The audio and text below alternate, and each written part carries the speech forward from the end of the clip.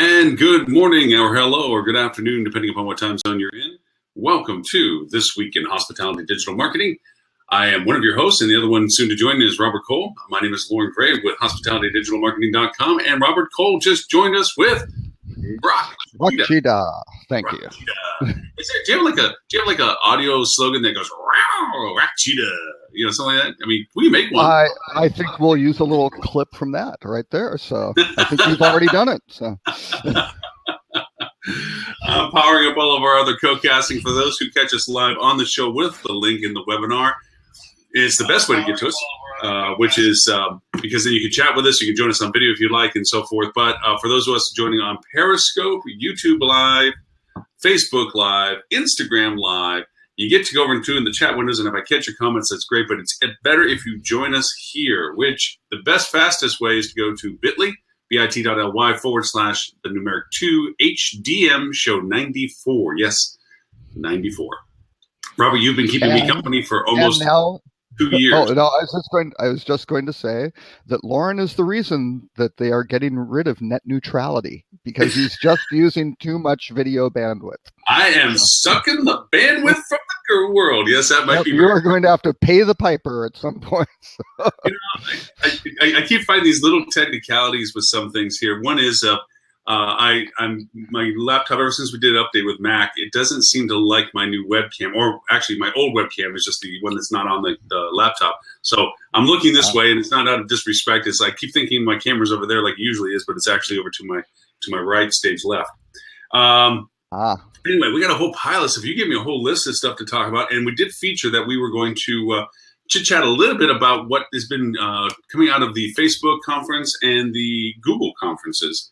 Then they don't call them conferences; they call them different things. But I/O and F8. Yeah, F8 and F9. Well, actually, Google's been the one that's been out of the gate. Facebook has yet to really.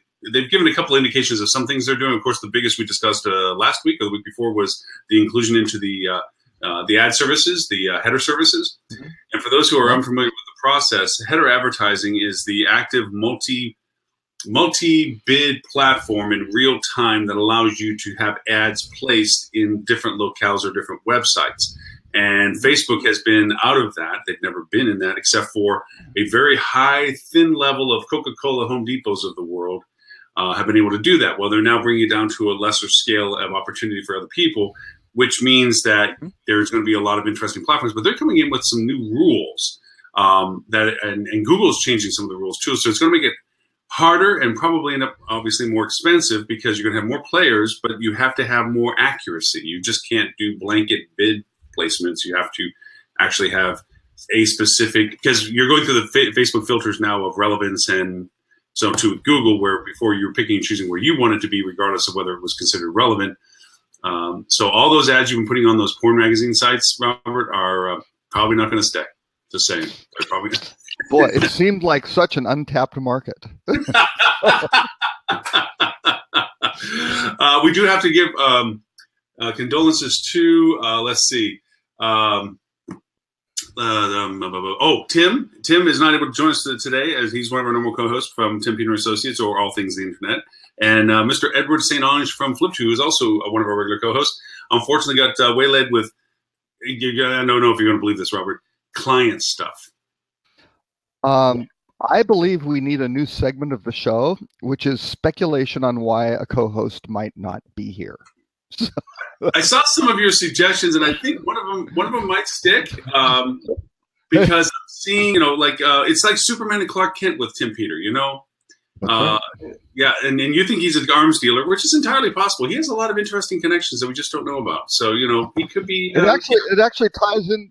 Yeah, it ties into one of your points that you made on the legal taking down information and gaming Google on either accurate or inaccurate.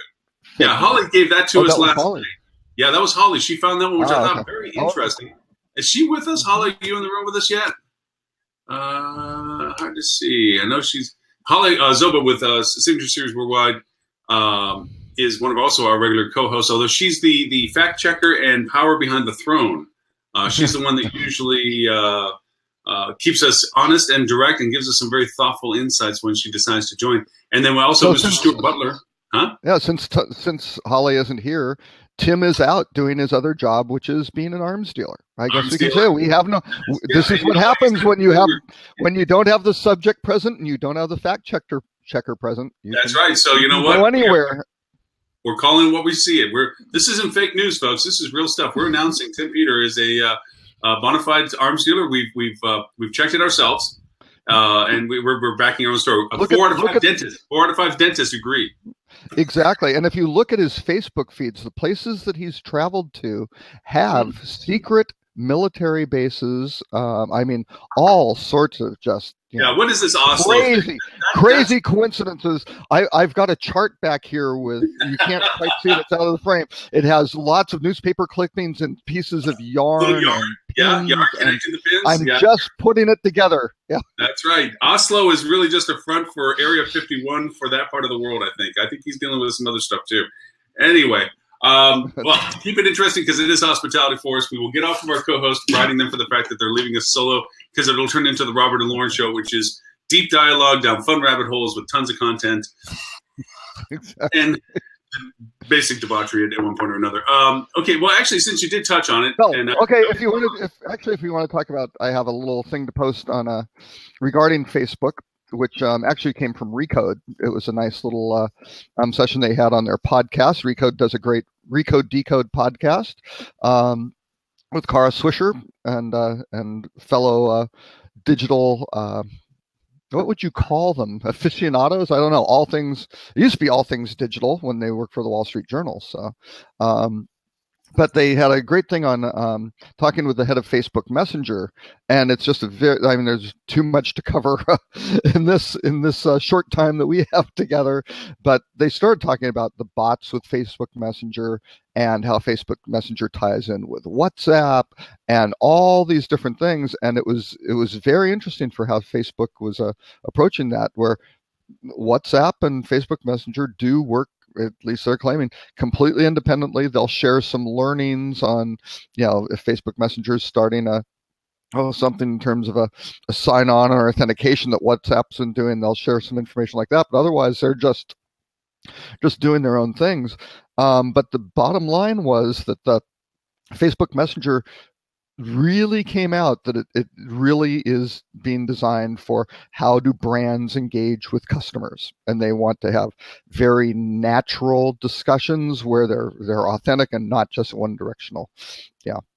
Sales pitches and things like that.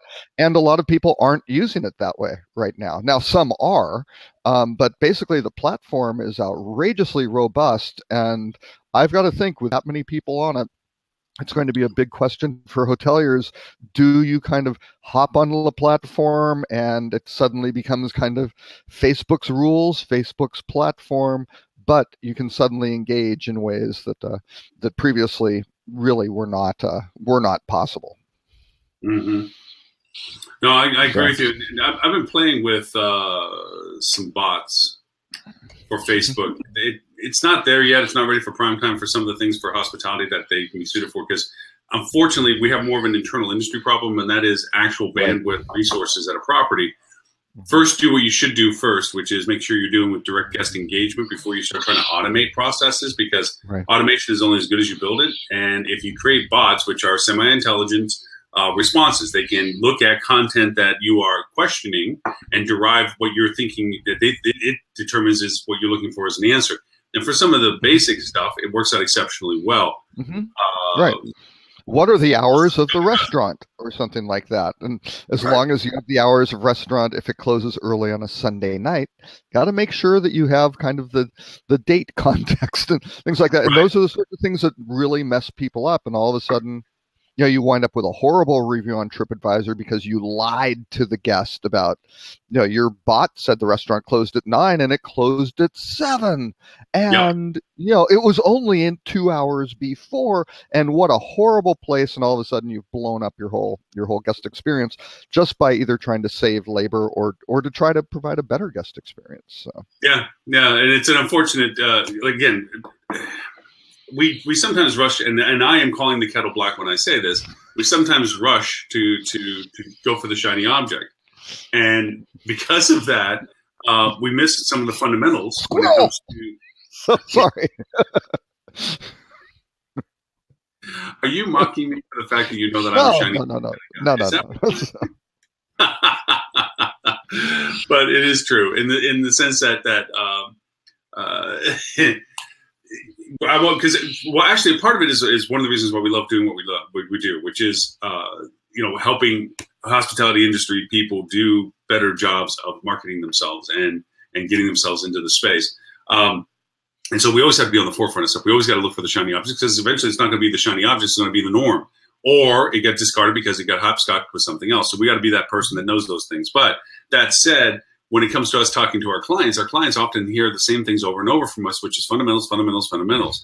Do the things you're supposed to do right first before you start trying to do the unique things afterwards. And bots, it falls really squarely in that definition, because bots are for somebody that is already in a good, scalable GSS environment. They got great guest recovery programs. And actually, you know what? Let's dive down a little hospitality rabbit hole for just a second.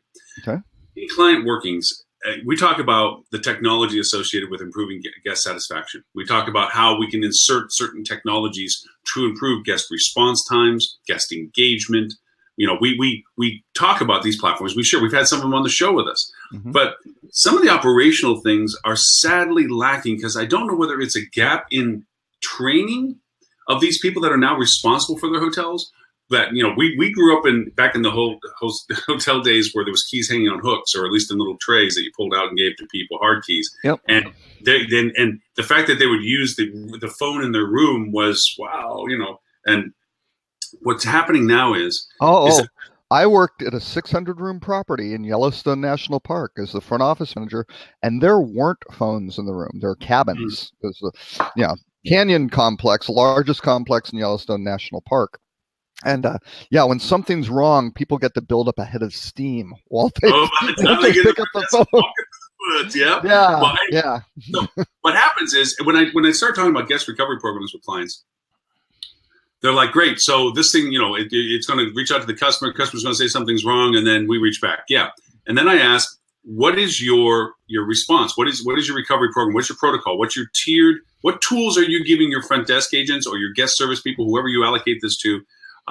What are you telling them they have the authority and latitude to do? What is the staged progression of response? Right. And it's not, and please, for those who are listening, don't understand, this is not a scripted response. Hi, they'll begin on phones. Hi, I'm terribly sorry for the inconvenience we've caused you. Well, no. This isn't scripting. This is fallback offerings, fallback responses of, if it's something like this, the first thing you can offer is, can we give you a discount to your dinner this evening, or can we send something to your room, or an amenity of waters and snacks or whatever. There's like a little catalog of selections. This is level 1 things to do. When things happen, the front desk has the power to select from this selection list. Now it's much worse than that. Now it's escalation point number 2. That doesn't work. It's well beyond these being satisfactory things. Okay, and that can be determined by the front desk agent or the guest response of, Right. And then you make more things like free room night, adjustment to their total bill, blah, blah, blah. Total comp would be a level 3 thing. Like, hey, this is so screwed up, we are not going to charge you for anything. And we hope that is in satisfaction for this terrible thing that happened to you. But then there's also engagement levels that get drawn into that. Tier 1 stuff, right off the hip, that's empowerment to your staff. They can make choices off of that list, and never will there be a question. Tier 2 stuff, maybe your supervisor should be involved with that, because now you're talking about revenue loss or something, and potential long-term revenue loss. Maybe there needs to be an escalation of engagement of that. Level 3 stuff, definitely exec level or a department head minimum level engagement that says, we're going to comp this or do this for you at this certain level. What I just said, I know, maybe some of the listeners know, but there's a whole mess of people out there that do not know. They don't understand that. It's a complex business. Yeah, you have to have these things set up so that you have a means of reaction that isn't off the hip and shooting from like, oh crap, because you do set precedents. Every time we talked about precedents last week, when you set precedents with something, if one front desk agent was able to give away the farm, and then this front desk agent gave away the farm and got chastised for it, what was the difference? Maybe it was a different scenario, but they see it as I did what they did. So give them parameters. People work well when they know that they can be empowered with certain levels of things that they can do that they're not going to be questioned on. Now, of course, there's always debriefing, like how did they come to us? And that's the other part of the protocol. is learning from the experience. There's two problems that always happen: the one that you have to solve immediately, and the recurrence problem that you don't want to have happen again. Like, okay, we fixed this. Now in the future, if this were to come up, first off, is there something we can do to fix it so it doesn't come up again? First question. Second, if it comes up again, what is this response in comparison to another response? And build a toolkit that we don't always respond the same way to the same problem. I used to tell my front desk staff after they solved a guest issue, it's like, great, never use it again for a while. And they're like, what do you mean? It worked. And it's like, yes, but if you rely on it too much, there will be a day it won't solve something. And you have no other option but this one. So find another option that's as equal in value, but different in its solution. And now you have a toolkit. Now you have 5, 6, 8 different things. And then we share that in the team so that all the front desk know, hey, when it comes to this kind of thing, these things have worked in the past. And now this is a toolkit that now we talk about repetition and training. In the Rocket program that I'm with, Bonnie does a great job of who trains you when you come in. Is it the product person that brought the product into the hotel, or is it the person that the product person trained, or are you getting a leftover trainer from the trainee to the trainer to the? I mean, how many iterations is there none, or is there no? Or is it like what you're basically being shown is the fourth iteration of somebody having watered down the training where they only, hey, I'll show you what I know, blah blah blah blah. Well, what they know is fractional compared to what they should know, or fractional compared to what was taught originally. So. Same methodology with as you bring in front desk people, and it's a sad thing to say, but you do have turning of staff for good and bad reasons. Usually, progression and promotions are the good reasons. Bad is they were disillusioned with the industry and don't want to work with you or whatever. But as you go through these people, you need to be able to give them a script of understanding what their role is and what's been successful behind them, so that they can add to that story. They can add the next chapter to. Well, those 5 things you told me I could do were great. I added 2 more. Now you have 7 things to the next person that comes in the door. And then you have 10 things coming into the next person in the door. So I know that it sounds like a soapbox kind of thing, but this is the conversations that aren't happening at hotels right now. They're like, where's the whizzy bang bot? I want the bot. Right. I want the thing to do. I don't want to have to take time to train people or give them responsibility or give them the option to give away stuff. I want the bot to tell these people. Right. It isn't it. This isn't the solution process. And there are big pressures to do that because they wind up having. And I'm getting a big. Is that me? I don't know. I don't have an echo. I'm not sure. Well, now you're locked up. No. Oh, nope. Okay. It's gone. Thank you, Lauren. Maybe. You just hit those buttons, randomly. There was an echo, and then there is none. Oh, okay. So no, but the challenge is there are intense pressures to reduce labor costs, right? To maximize occupancy, do all these things from a financial bottom line perspective, which wind up being a very immediate. I mean, hotels close their books every night with a night audit, right? So, boom, here we go. Here's what's happened today. That sort of focus over a long term can wind up causing problems for you. So, not that you should be irresponsible, but you've got to. Yeah, it's the same thing. Just put off repairs. Repairs and maintenance. Forget the renovations. Once you start putting stuff off, at some point the other shoe drops.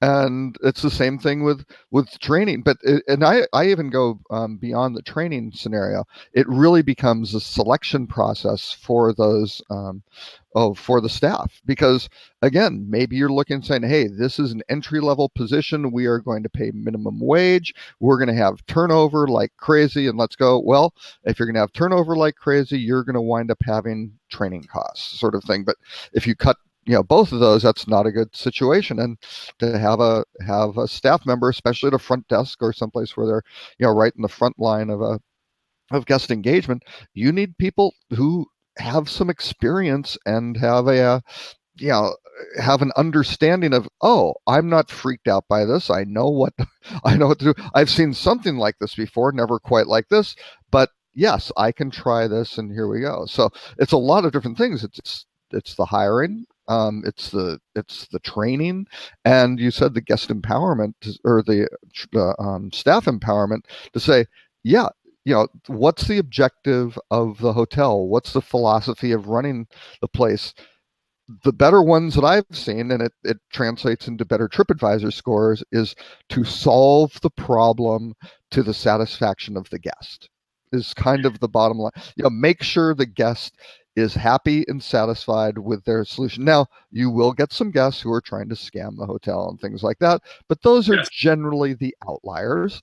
But again, it's if that is the objective, then you get into what you were talking about, which is what do you do to prevent these situations from happening? And you basically come up with a whole bunch of operational processes going, here's what we do. And that training process is not just say, here's what we do, but here's why we do that. And hey, that why ties into this whole operation, this whole philosophy of the hotel. And doesn't this make sense? And all of a sudden the employees go, oh, I get it. This makes sense. I like these guys. I like working here because, I get it. And you wind up having better guest experiences. Hey, you wind up with better TripAdvisor ratings. Hey, you got better ratings. Your ADR can go up. Right. But that has to be explained and shared with the team. But make it clear too that this isn't. People often look at small B&Bs. One of their eclectic charms is you feel that you're more engaged with guest satisfaction because you're talking to the /owner or what have you, and that you represent a very large portion of their revenue for that day because there's so few rooms and you're in one of them, and so you feel like you have that attention level that you represent a value to that person. That oftentimes, unfortunately, tends to get diminished when you go to the Luxor or to the MGM in Vegas and you're one of 7,000 rooms arriving that day. You don't feel like you have that influence on that hotel to say, damn it, this is what I expected, blah, blah, blah. Right. But people don't understand. I use this exercise when I speak at the conferences, and I know you've heard me say it before too, is that one person doesn't represent one person anymore. That one person represents hundreds, and when exponentially 1 and 2 tiers beyond them, tens of thousands of people are represented by that single entity. So if you, hey, Stuart. Hey, guys. Oh, either you kicked Robert off or he just said, frickin' Stuart's here. I offended him somehow. My apologies. I usually take a few minutes before I get offensive, but. See, just you merely joining in has caused him to just step away. We were both standing on our soapbox hoppers. We threw out the bot conversation for Messenger, and then we tried to do the admonishment of saying, hey, look, so oftentimes we get asked about the shiny object, and we're prone to be chasing shiny objects anyway based on the nature of what we do. But it is no replacement to what a hotel should be doing fundamentally first before they start chasing these things down. And then we got off, and I got on the tangent of saying, it's like, look, something simple from a hotel operation point of view of creating protocols for your front desk to understand how to respond to certain events is critical. That they need to be built. That you need to understand. You need to tell the front desk how to react to certain levels and what diversity of choices they have and how to escalate it and who should be engaged. Right. And what I'm finding is that a lot of hotels either missed that, they didn't go to that day in the class of how to run a hotel, or that they didn't see the value of remembering. Because I get sometimes blank stares. They're like, no, I don't know what you're talking about. It's like, yeah, you got to build up protocols. What happens when this happens, and share that so that there's a consistency to your program. But anyway, that's catching kind of up to where we are right now. So, any thoughts on that? No, I agree 100%. I mean, I think one of the biggest mistakes we see in hotel operations and what leads to angry customers and negative reviews are people making knee-jerk decisions or reactions or emotional reactions to a situation, which is why, honestly, I think the brands having brand standards and having protocols well detailed is an advantage over the independents. A lot of independents just overlook that. They don't see the importance of it until they're stuck with a really bad situation. And they're like, oh, maybe we should have had a policy for that. Yeah. We should have written that down last time. Yeah. Sorry. And then they don't write it down this time. And then it happens again. They're like, oh, maybe we should have written it down that time. But then you also have to look, let's use the airline industry for an example, lots of policies, right? Yeah. And you wind up with the ridiculous situation with United Airlines dragging the guy off the flight when literally all they did was they only offered up to $800 to get people to get bumped off a flight. Right. Now they made two mistakes. One is they boarded the passengers first when they were oversold, right? Well, and they weren't really oversold. They needed a deadheaded crew in, right? So it was one of these things where, yes, the deadheading crew and United has supposedly fixed these sort of policy. Oh, the deadheaded crews need at least 45 minutes before, or something's decided before the boarding process starts. Yeah, makes sense. And again, this is an airline. I mean, my mother was a stewardess for United Airlines, right? A long time ago. So this airline's been around for a long time, and they just kind of figured out this particular process. But then when they dragged it out, they only went to $800. And if they had gone to 900, 1,000, there would have been somebody who goes, okay, you hit my number, I'm good to go. And it would have avoided the entire scenario. Robert, being in Texas, I'm going to bring up 2 Texas analogies that I've learned by living here. One is all hat, no cattle. Doesn't apply here. The other one is there's reins on every horse. It's how you run them that makes the horse go. And and what you're talking about is you can put in a lot of policies in, but they turn constricted because they turn siloed. The deadhead crew didn't care. They had policies they were following, which said, "Hey, we got to get somewhere from A to B, and it's our process as to how we get there. We have this prioritization." The government had their policies. Oh no! And in fairness to them, they had a plane full of people. They had a couple hundred people sitting, waiting to get back to Chicago. They're like, "Hey, we got to get a crew there to help out those 200 people, right?" So yeah, they said, "Here's one guy standing in the way of that. It's him versus the 200 people. Get him." But that's the thing I'm saying is that policies were then constricted because everybody sit back going, "Hey, I followed my rules. You gave me a rule, I followed my rule." Where if you have loose reins, it's kind of like, hey, rules are meant to kind of keep us between one side to the other, but this isn't working for us right now. So we got to come up with something different because we're in a different scenario. Let's give a little latitude to the people that are in charge. Right, and I think that's why everyone uses Zappos as an example of customer service all the time. We've heard it a million times. But one of the things that I really like that they do is they give every single person that answers the phone the latitude. They give them guidelines and they give them a budget, but they give them the freedom to make choices. So they're empowered. So they'll say, if a customer has an issue, you have a budget up to $200 or $500, whatever it is, to make it right. No questions. Right. And we're not going to give you a script. We're not going to tell you specifically how to fix the situation. Treat people like people and not treat them the way you want to be treated, but treat them the way they want to be treated at that time, given their situation. And that, because of Amazon's acquisition of Zappos, is now permeated Amazon. And I really think Bezos, did that because of Tony Hsieh, their CEO. I think he saw him and said, I want what Zappos is doing to infect Amazon as a whole, and that is their and boy, talk about it. Actually, one quick thing on Amazon, I saw an amazing stat this week that Apple Computer, the first quarter, made $11 billion in profit or something. Big number. That's the total amount of profit Amazon has made. Or wait, what was it? It wasn't 11, but whatever the number was, right? It was a huge number of profit. That quarterly profit was double what Amazon has made in its entire existence.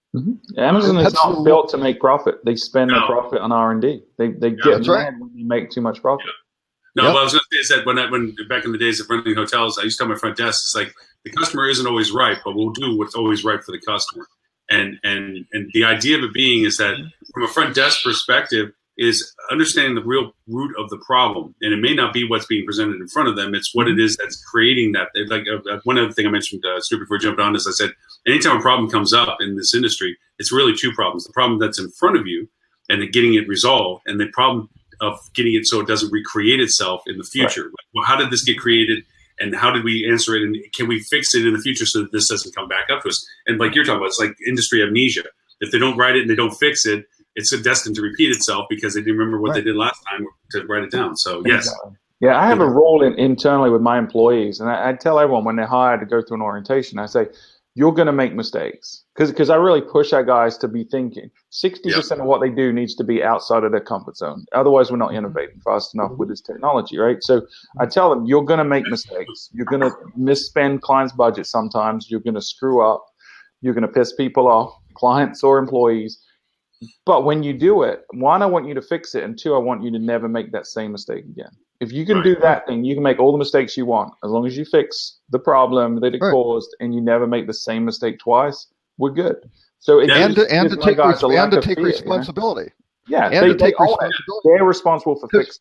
right? They're not going to get someone else to bail them out. They're going to take ownership of the problem that they created, and then they're going to learn. And then I wonder where, because you know what, that's amazingly sage advice for any business to run itself. Is like, hey, look, everybody's entitled to making the first mistake on anything. Just also take responsibility so it doesn't come a second time. It's brilliant advice. But somewhere along the line, good companies turn political, where all of a sudden it shifts from doing that, what exactly you said, that they may have started in that way, but they get to a certain size somewhere that all of a sudden the prioritization is lack of culpability. How can I be engaged enough to take credit if it succeeds, but far enough away to not burn with it if it fails? You know what I mean? That's right. Well, I think people get to that size. One, they have layers of management, right? Where some of the people really aren't doing a whole lot, but trying to look good by getting the other people to do the work.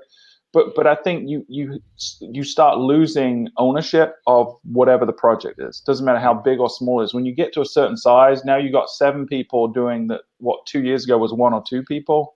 That's I think when you run into that problem, because everyone starts acting as individuals. And there was I think it was a famous Harvard Business School case. Could probably find it somewhere, but the way you operate a business when you're, the 1 or 2 people, the sole proprietorship or the partnership. You behave differently than once you hit that 5 to 7 employees. Then it kind of hits it somewhere around the 15 to 20, and you've got to suddenly start changing things because the process has it. So when we see Stuart not show up, but his assistant shows up, and we see like this limo drive in the background off to the distance, we know that Stuart has hit a certain number of staff members. I've got to get an assistant first before that.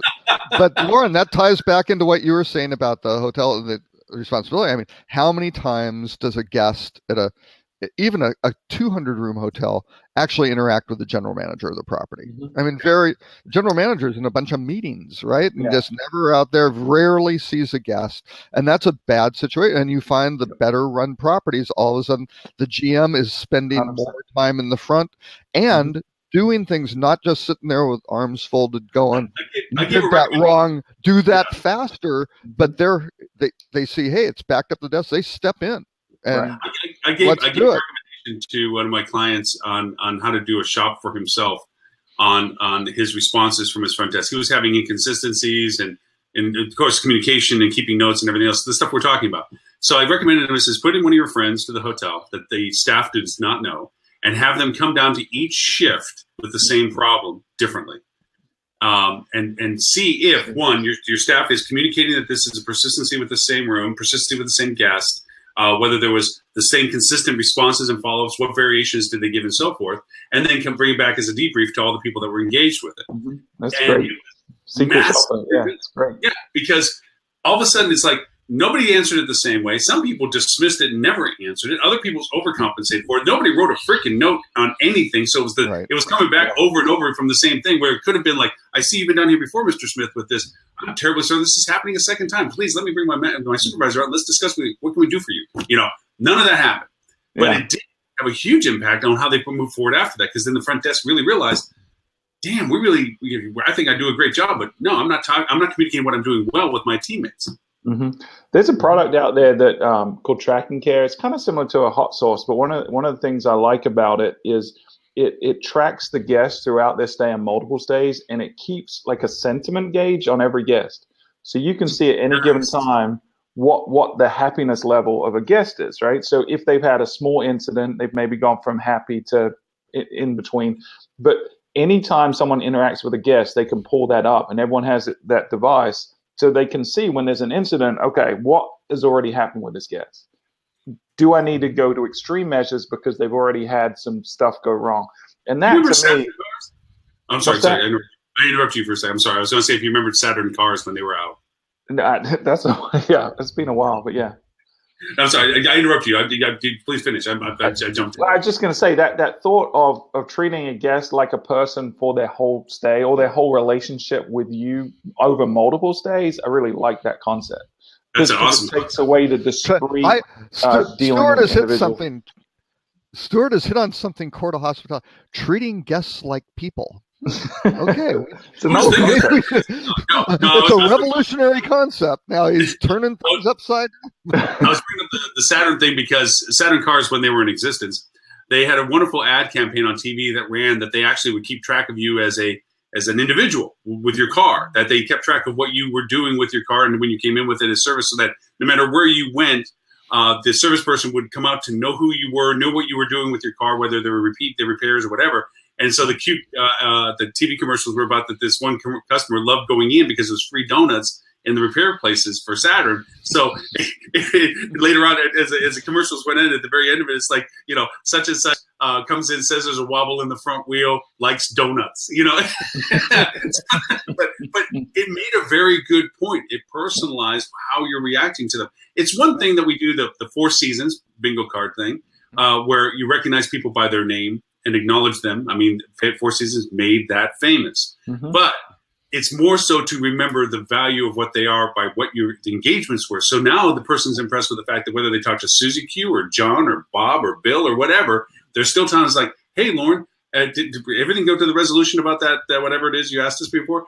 Then they know that you are communicating and you're really focused on their service. To your point, Stuart, treating people like people. Holy crap, what an innovation idea is that? And that goes back to the GM being out and about on the floor, interacting with the guests. There's locally to us, there's a Marriott here, and the GM there is phenomenal. You would not know she was the GM because she is walking the floor all the time. If she sees something out, she's straightening it out. She's picking up trash. She's engaging with a guest. You would think she was any other employee. At any given time, she could be, the maid or the maintenance person, because you just watch her. She's serving the guests. And all of her employees see her do that. So the culture in the whole property, and it's one of the best, most profitable Marriotts in the country, all of the staff are aligned behind this leader because she's a servant leader and she leads by example. You made me feel good because I remember back one time I was turning a camp banquet room and I was rolling tables around and so forth for a group, and it was a real tight turn between two groups. And I'm huffing tables and rolling stacked chairs and so forth. And one of the reps of the group come up to me and she's like, your team, she's talking to me and I'm thinking she knows who I am. She says, your team is just doing such a great job. Will you please let the general manager know that you guys are just working on and so forth and so on, blah, blah, blah. You've been doing the greatest. And what's your name? I want to tell you, you guys are just working so hard. I'm like, yes, ma'am, I'll go make sure he knows. And I'm walking away. He's a real ass, though. I rarely see him. All he does is just kind of berate me. That little slacker, he's probably in his office drinking coffee right now. That son of a bitch doesn't help with nothing. He doesn't even know you're here. No, but then he goes over to one of my banquet captains. It's like, will you please? I just told them, to tell the GM somebody, you guys are really working hard. She says, you just did. That's the GM. I'm like, I wish there were more GMs like that for sure. Yeah, but you know what it is? Your team. I used to say the team could do the impossible. Just took a little longer. We did crazy stuff that most places wouldn't have touched. But you know what? There's a confidence that everybody's going to jump off the cliff together, and with confidence that you're going to land on something soft. Because together, everybody could get everything done. So you're right. It creates that experience for the guest. A guest can walk into a hotel and know whether or not the team is worried about the guest or worried about their job. Right. And to your point, the GM being what they are, doing what they're doing, makes that culture. They are the linchpin of that whole operation is the culture they create. But yes, I agree with you 100% for it. Yep. No, and that's Get out your bingo card. John Sharp, the former president of Four Seasons Hotels, used to hire GMs. And I think I've shared this story on the thing before. So apologies, Lauren, but Stuart probably hasn't heard it. But the way he'd hire a GM would be, the guy'd normally come in and go to the front desk, go, "Hi, I have a meeting in a hotel as opposed to the corporate office or something like that," and Sharp would always position himself, 10 minutes before the guy was going to arrive, on the opposite side of the hotel, like basically where he was going to go. Let's say they were going to go meet in a restaurant or something like that. He'd position himself down the stairs over in the restaurant. They'd call the guys here. He'd come up the stairs and drop a little piece of paper on the path going back to the, back to the hotel or back to, whatever the meeting room or wherever office they were going to meet. And he would walk that prospect over that piece of paper, and if the guy didn't pick it up, now maybe he might get the job ultimately because he was great, but boy, big strike if you don't have that attention to detail, even though it's not your hotel and you just pick something up, you go, hey, that doesn't belong there, I should pick it up. That's the kind of guy. Now, although he had a problem with it, story, yes. He couldn't do this. He couldn't do this in really well-run hotels because there would be someone who would, if it took too long, would pick it up. It wouldn't hit the ground. It wouldn't hit the ground. So that's but then he would use that as a story, saying, you know what, I did this, and here's the kind of person we're looking for is someone who can do that because the guy who's leaving did that, and here's how this staff runs. I had one company that did a deep clean check where they bring in a GM prospect to see if they had the eye, and put them into a room that they purposely didn't do high cleaning on, high dust and low profile stuff, repetitive cleaning, misses and so forth, and go into the room and say, tell us what's wrong with this room. For them to see if they have that knowledge base that, because you don't know that stuff until you start cleaning rooms, what gets missed out of the hurriedness, because you have a list of what you're asking your housekeepers to perform, but there's also a deep clean list and there's also a high clean list. And I used to go with my housekeepers and I had 20, we'd do it as a surprise motivation thing where I had $21 bills and we had 20-point inspection, and I'd hand over $21 bills to the housekeeper that we walked in, that she cleaned and ready the room. And it's like, okay. And then I would go in, and anything I found that she should have done that she didn't, she had to give me $1 back. Guaranteed.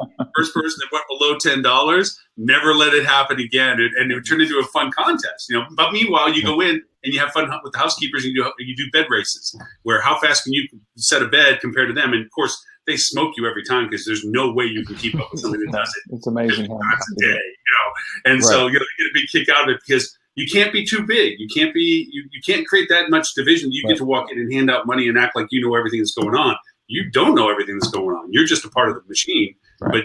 And so you got to appreciate that they're responsible and important too. So anyway, but that's having a process. But that's having a process for, here's how you make a bed with a hospital corner or what. I mean, those sorts of things that need to get.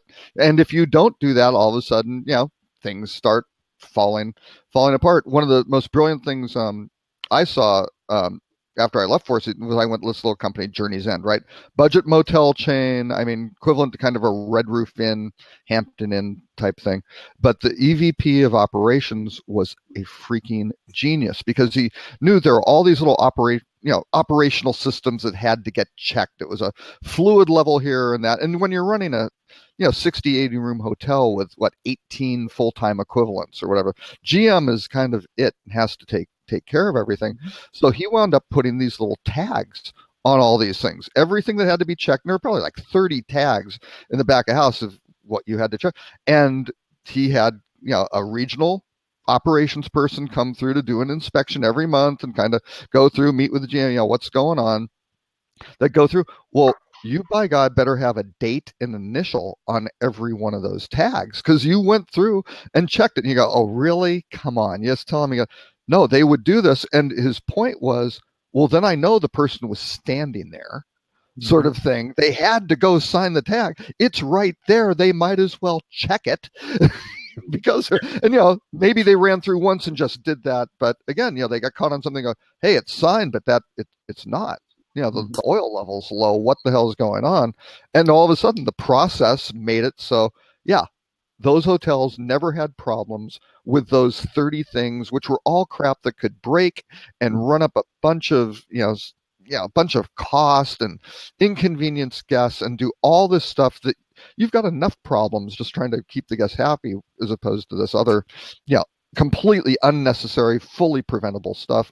And I thought it's genius, right? So he took that out. And yes, it took the general manager 15, 20 minutes a month, maybe, maybe half an hour to do that stuff. I mean, you just go, come on, what better investment could you get? Yeah. I threw in one of the article suggestions that I had up, and I put it up for a couple of reasons. Well, why I grabbed it out of the news for a couple of reasons. And since we've been pontificating so much, Mr. Robert, I'm going to let Mr. Stewart have a punch at this because it's pretty self-evident even in the title if you hadn't looked at the article that it's talking about repurposing buildings that weren't built for the original configuration of being a hotel, but are being customized to stuff. And just, I put it up for a couple of reasons, but any thoughts on just the initial impression of, this trend coming through now? Like, okay, now this is getting strange that these things are being built.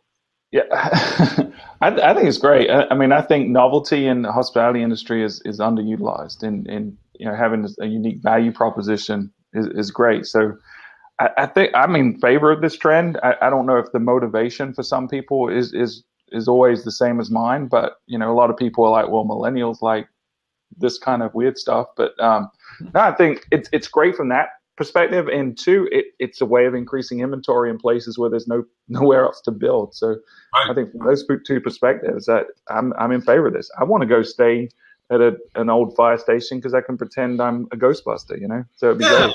But down the pole. Although, the 3-story fire pole may not make it through to the actual guest experience. Well, it might be just a huge disclaimer you have to sign your life away before you jump on the pole. Yeah. But this has been going on. It's not necessarily a trend. I mean, this, certainly you start off with, the boutique hotels and going back to the 80s sort of thing. I mean, Kimpton started doing this. They were redoing banks and all sorts of stuff to repurpose these things. And it's great. The crime is some of these hotels wind up in a major hotel portfolio, and it's getting a little bit now better. But you go through, whatever, call out Hilton or Marriott or these guys, they've got their generic websites. All the hotels look basically this, and it completely misses. I can't remember. I think it's a Marriott in St. Louis, one of the original like Statler Hilton hotel, one of the few that's left. There's no mention of that history or who stayed there or some of the, really incredible things. That really make that hotel unique and interesting and give it some character. And it's just completely like, oh no, here's the brand, and that supersedes it, which has got to be reversed. The problem with all the flags, and Hilton are making a huge push right now for their properties not to have independent websites. But we work with a few because primarily our client base is 90% independents, but we have a handful of flags as well. And we got one, it's the only oceanfront Hampton Inn. And there you go. Yep. The corporate site has no mention of really it being oceanfront or any of the amenities. It's actually a really nice Hampton Inn. It's been fluctuating between number 1 and number 4 on TripAdvisor in its destination of over 200 properties. So it's a nice property, which way above what you would expect from a typical Hampton Inn, and it's oceanfront. So they had to create a unique landing page. And it ranks above the corporate page, but now Hilton is getting mad at them and saying, we're going to start penalizing you if you have this vanity website. So, that is a challenge that the flags, I think, are facing with these unique properties. And to your point, and it is a very valid point, this homogenization of brand, it had its value when it was created. I mean, if you think about the life cycle of what we're looking at, where brand came into existence, the Howard Johnsons and the Holiday Inns being the first roadside consistent brand awareness. Mm-hmm. It went back from a time that you didn't have a lot of channels of communication as to understanding what was down the road, where the gas stations were, or even, and that's where the AAA came into existence, because it gave you some methodology of determining your travel plans. It really created the world travel, or the U.S. traveling within itself. And so it had great value, because when you saw the brand, you saw it was consistent. You knew the type of product you were going to get. Now, as the pendulum swings the other way, communication outstrips homogeny. Now you can learn all those nuances of places well before you ever get there. So the surprise factor, the unpleasant surprise factor, is diminished to almost nothing, because unless they were totally untruthful, which still happens, most of the time you get a good perspective of what the product is. And you're willing, the first step of anybody from a travel experience as they've grown up is to get off of going to a brand. Brand was safe, convenient, consistent in pricing, and that's where you went. It was a big deal to get from going from a brand hotel to a independent hotel, because you took that leap of faith, like, I hope it's everything they say it is compared to what I know it is. And then to get into other variations past that point. So to your point, this now is brands are trying to become less homogenized with 35 flavors of everything and in brand cycle. And then you have now the next generation, which is saying, hey, look, because we can communicate everything we converted this really cool firehouse. And we converted this jail over here, which, interesting, unique, but, and so now you can begin to, and now when you add that to the new swell of, and I shared this statistic when I speak at Rocket, 78% of people would rather spend their money on experiential events than even owning a home. The American dream mentality, anchor, suburbia, home, car, white picket fence. I'd much rather enjoy my experiences in the world and forego having that if that's the cost that I have to pay. 78% of the people. That's major.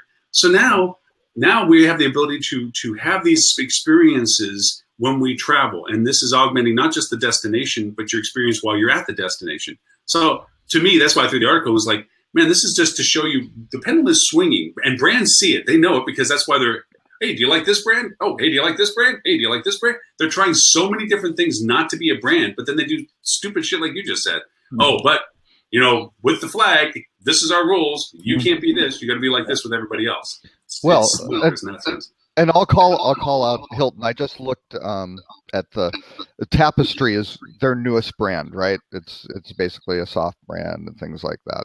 Mm-hmm. Similar to Autograph Collection. But you look at Hotel Schuyler in Syracuse, and this thing, it was built as a synagogue. It used to house a theater troupe, has this, kind of great history. There's not really an unexpected, it starts out an unexpected find in Syracuse, New York, but it doesn't really, our lobby greets you with the industrial minimalism and soothing organic touches. Retro and metro mingle in our one-of-a-kind guest rooms that are as eclectic as they are comfortable. And you're just sitting there going, dear Lord, whoever wrote this has never been to the property. They probably haven't seen a picture of it. I mean, who the hell knows what they're, and you're like, what a completely wasted opportunity. It's also a LEED platinum building, which is pretty, and it does kind of say something, things like that. But and then of course the classic is they've got a nice prominent TripAdvisor thing, and again 4.5 circles on TripAdvisor, so that's good. 353 reviews. It was an independent hotel before it become one of these. And Da Buddy said, only if you're a sound sleeper, graduation weekend, $500 a night. I don't like giving a mediocre review to this hotel, but, and there's a great big long takedown of them. So, just you sit here and go, I see this picture with these, Grecian columns on the outside, and this looks very unique. And then you just go, the answer of why is the hotel like that or where it completely missed. And you just, it's insane.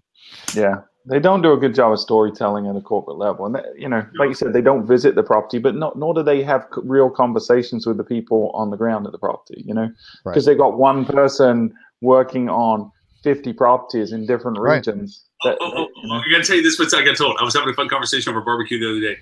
And this is what I got told. And this is one thing I got to love about Texas. I know I'm harping on Texas thing right now, but this is just funny how this is somebody who's been born and bred in Texas, and this is how they talked about brands compared to independent hotels. I love it. I'm not going to give them their name, but they said brand hotels is like your best friend that's trying to be your wingman to talk you up to a girl, but he wants to keep it in the wings that he can always get the girl later. So he only tells you so much, but tells her so much about you, so that if you don't like just him, you'll like it's so true. I'm laughing my head, but I was talking to this guy. It's so true. It's like brands will sell you, but they never completely sell, because they're like, hey, but if you don't like that one hotel, remember, I got lots of friends. You want to stay with me as a brand, I just thought it was so funny. He's talking about, it's like, it's so true. It's like they're talking you up, but they're not really selling you the whole deal, because they're keeping you in the wings for themselves. I threw another link up there, and this comes from the recent Honolulu. I never been in a market. I'll be honest with you. This is what caught my eye with stuff. I've never been in a market where Airbnb was such an active advertiser, participant, and advocate as it was when I was in the Hawaiian market, because there was some legislation going through statewide about the taxation that they're going to inflict upon Airbnb. And you had a lot of advertisement talking about how Airbnb was taking away local residences because the local owners of those residences were not wishing to do annual rentals at a lower rate per month when they can get astronomically higher monthly rates most of the year. Yeah. And so that, and then Airbnb would pop up this kind of article, which is talking about hotels are against the industry. They're trying to exploit the middleman, but we're trying to give you quality, And I was like, propaganda war. Wow. I was in a little microcosm there, So anyway, I didn't know if you guys had any thoughts on this one.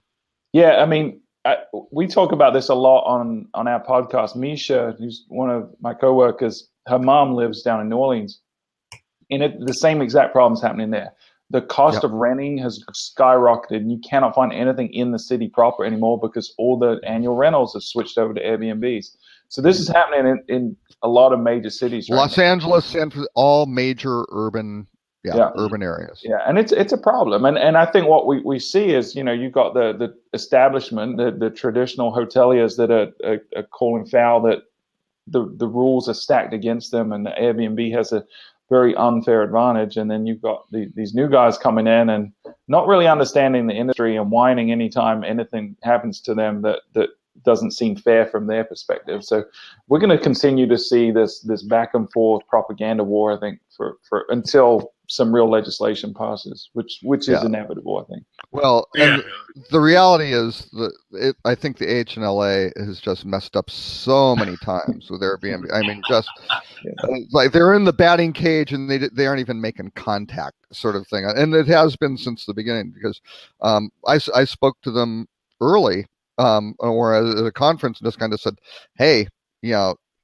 don't do this fear and kill it with fire thing. You guys should be out there embracing. You are the American. It's actually and lodging, Hotel and Lodging Association. That was it. This is lodging. You should be setting up training programs and all. But again, HNLA gets their money from the brands. This is a bit, not good for brands, sort of thing. I think it's a bad trend in all industry representation right now, is that, and I made this comment before, businesses, and it's between air and revenue, it's Maslow's first requirement. If you don't have air, you can't worry about anything else. And if a company doesn't have revenue, you can't worry about anything else. Problem is, once you get enough air, you know what you want to do next. Problems with the business, they don't know when they have enough revenue to know what to do next. And so these industry recommendations, they follow the money first. And unfortunately, that means there's a filter between what they do versus what they're being allowed to do, because in order to get the money, there's a price to it. They just don't hand you money saying, yeah, you guys are doing a great job. Here's some money. Keep on doing it. They're like, no, we'll give you this money, but don't talk about this, talk about that. Or, you know what, we'd really like it if you would share our opinion about this. And it's going to be the demise of representation of our industry if we keep letting that be the first filter. And it's based on basically support the hotel industry, because the hotel industry, employs a lot of people and things like that. It's like people don't care about that. The point has always been with Airbnb. We don't have to worry. But Airbnb since day one has been about affordable housing, right? That is the topic that is the stake through the heart of Airbnb, because you go, wait a second, this doesn't make any sense. We want to have, and the American Hotel and Lodging Association should be saying, we want the people who work in our hotels to be able to live in the neighborhoods and to do this and to be part of it and not be priced out of this, because again, HNLA doesn't want to raise the minimum wage.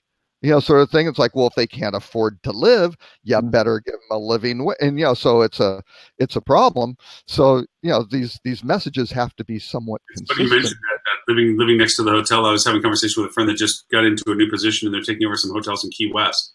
And I was trying to explain, because I used to live down there and run hotels down there, the unique labor market down there, that they actually had to pass an ordinance that no more than 30 people could live in a 2-bedroom home.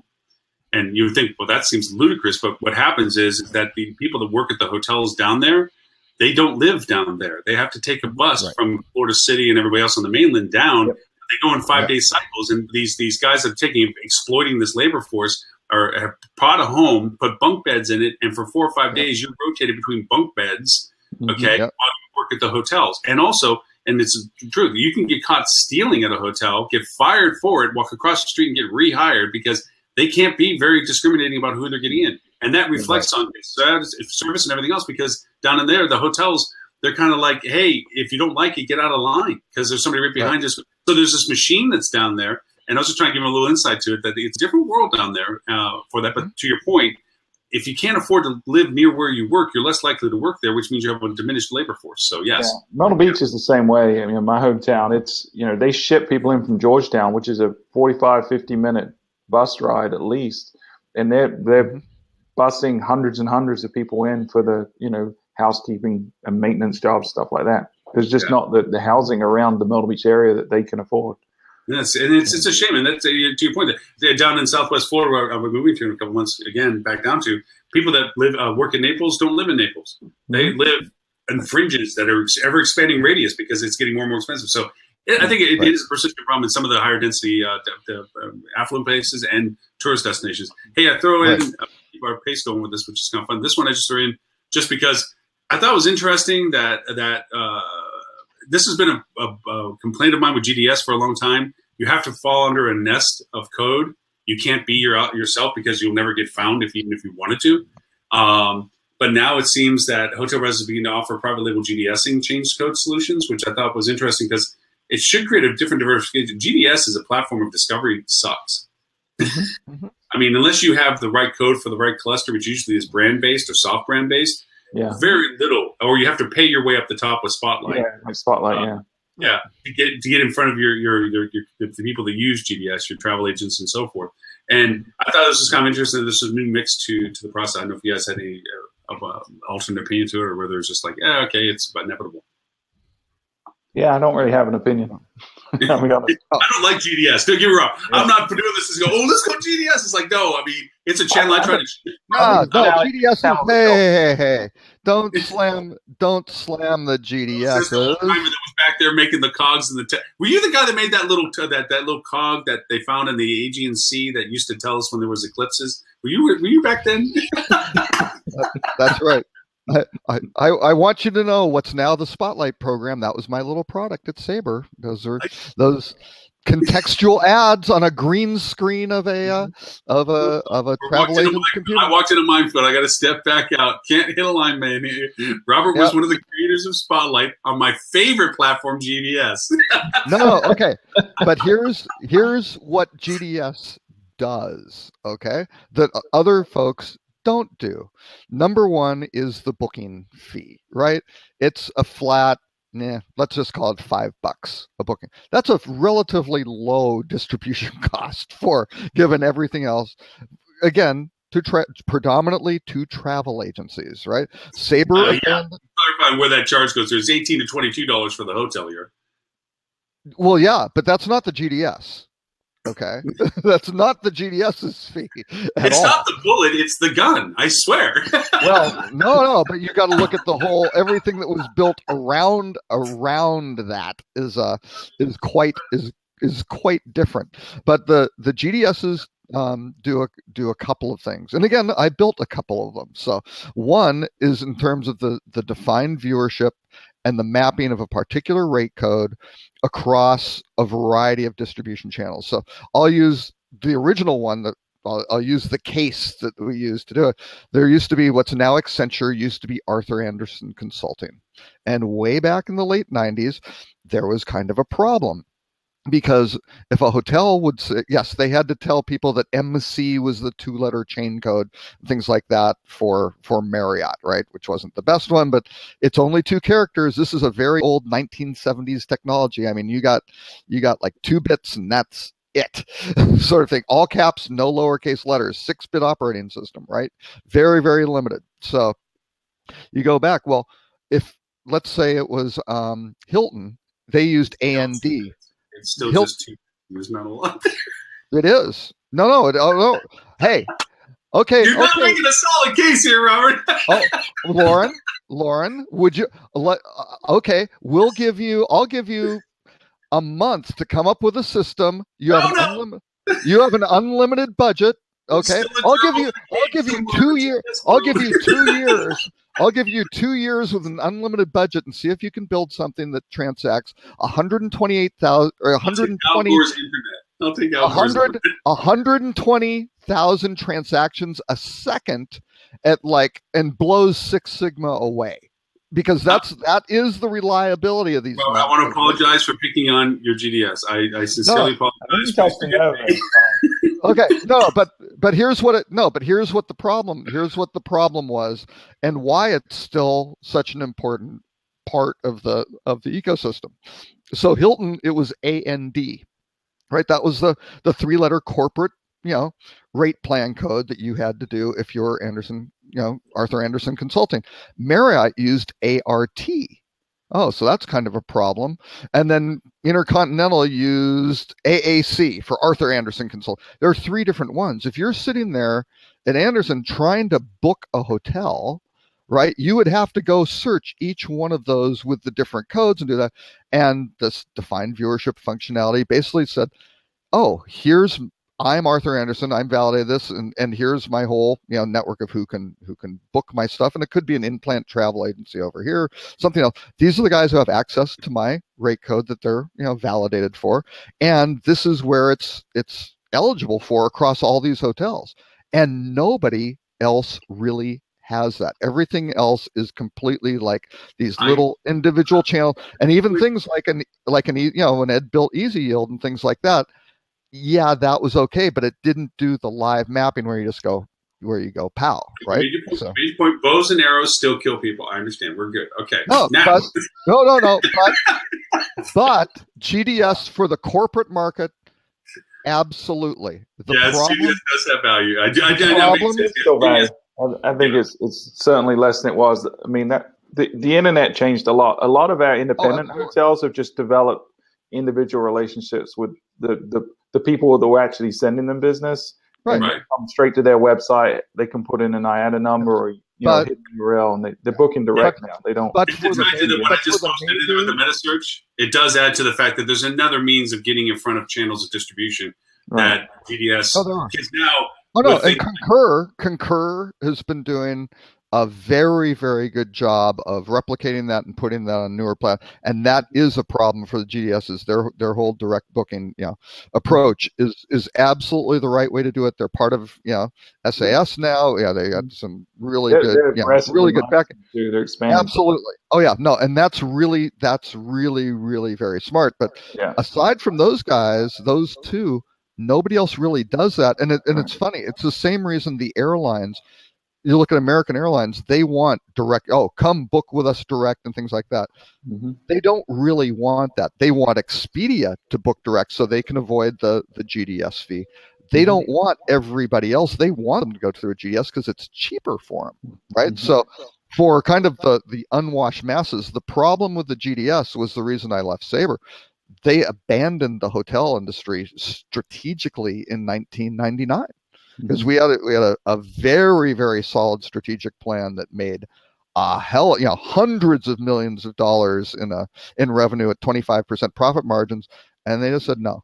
They weren't in for hotels, and that's it. And they're still, 20 years later, even what they've done with Synixis and all these acquisitions and cobbled them together, gotten nowhere close to what they should have done back in the late 90s when there was a good window to really change the thing. So I'm going to, like I said, I put that in there for people to have as a reference, looking back on the show notes when they play the recording back if they haven't already looked at it while they're live. It's a great breakdown of the value proposition of each of the platforms, TripAdvisor, a Hotel Finder, on and on and on.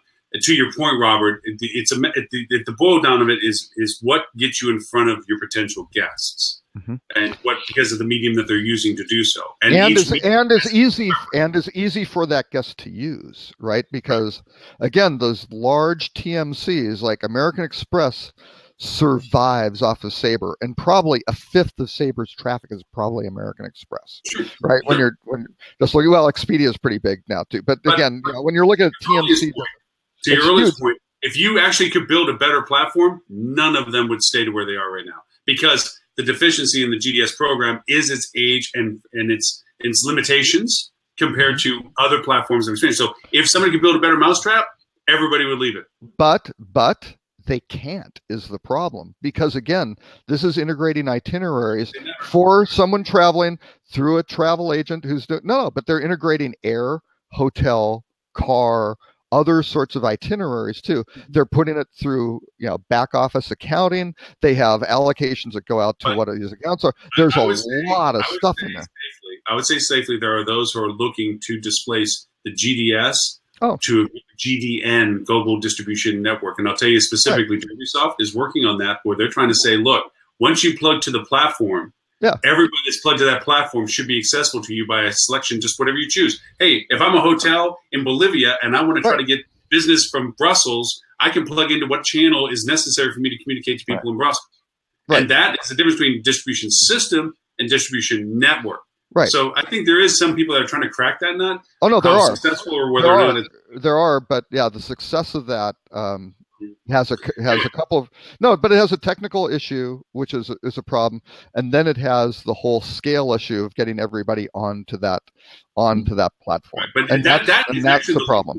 Because if it does what it's supposed to do and gets exposed for as such, then people will move themselves. You don't have to move people. If they're aware that this is a better alternative for them, they're going to move themselves for it. It's not selling them to get on. But anyway, but that was also the strategy in 1990 behind Thisco. right? Get away from the GDS. Too, but yeah, but again, that, and it got to a certain extent, and then it went away because, again, when I was at Sabre, what did we do? We saw this go as a risk in the mid '90s, late '90s, and we started doing direct connects. I did the first direct connects into Marriott and Hilton and all those sorts of things, and we cut that intermediary up because, again, we were losing contact with our customer, right? And that was a bad situation. So, but anyway, but the GDSs aren't going anywhere soon because no, they're not going to go anywhere. But if Sabre's doing $2 billion, they're probably doing more than that. At least Sunset TPF. What's their next target? It's freaking Marriott, because Marriott has TPF. So then does that become more of a resurgence of the GDS when they start doing that? All right.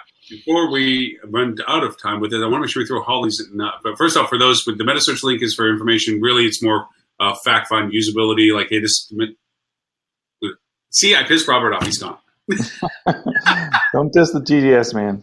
Do not mess with the GDS when Robert's on the show, because he will light up and kick your ass. You know what? I've seen people get passionate about stuff. I've never seen people get that passionate about the GDS. Yeah, that was Robert was the man on that one. All right.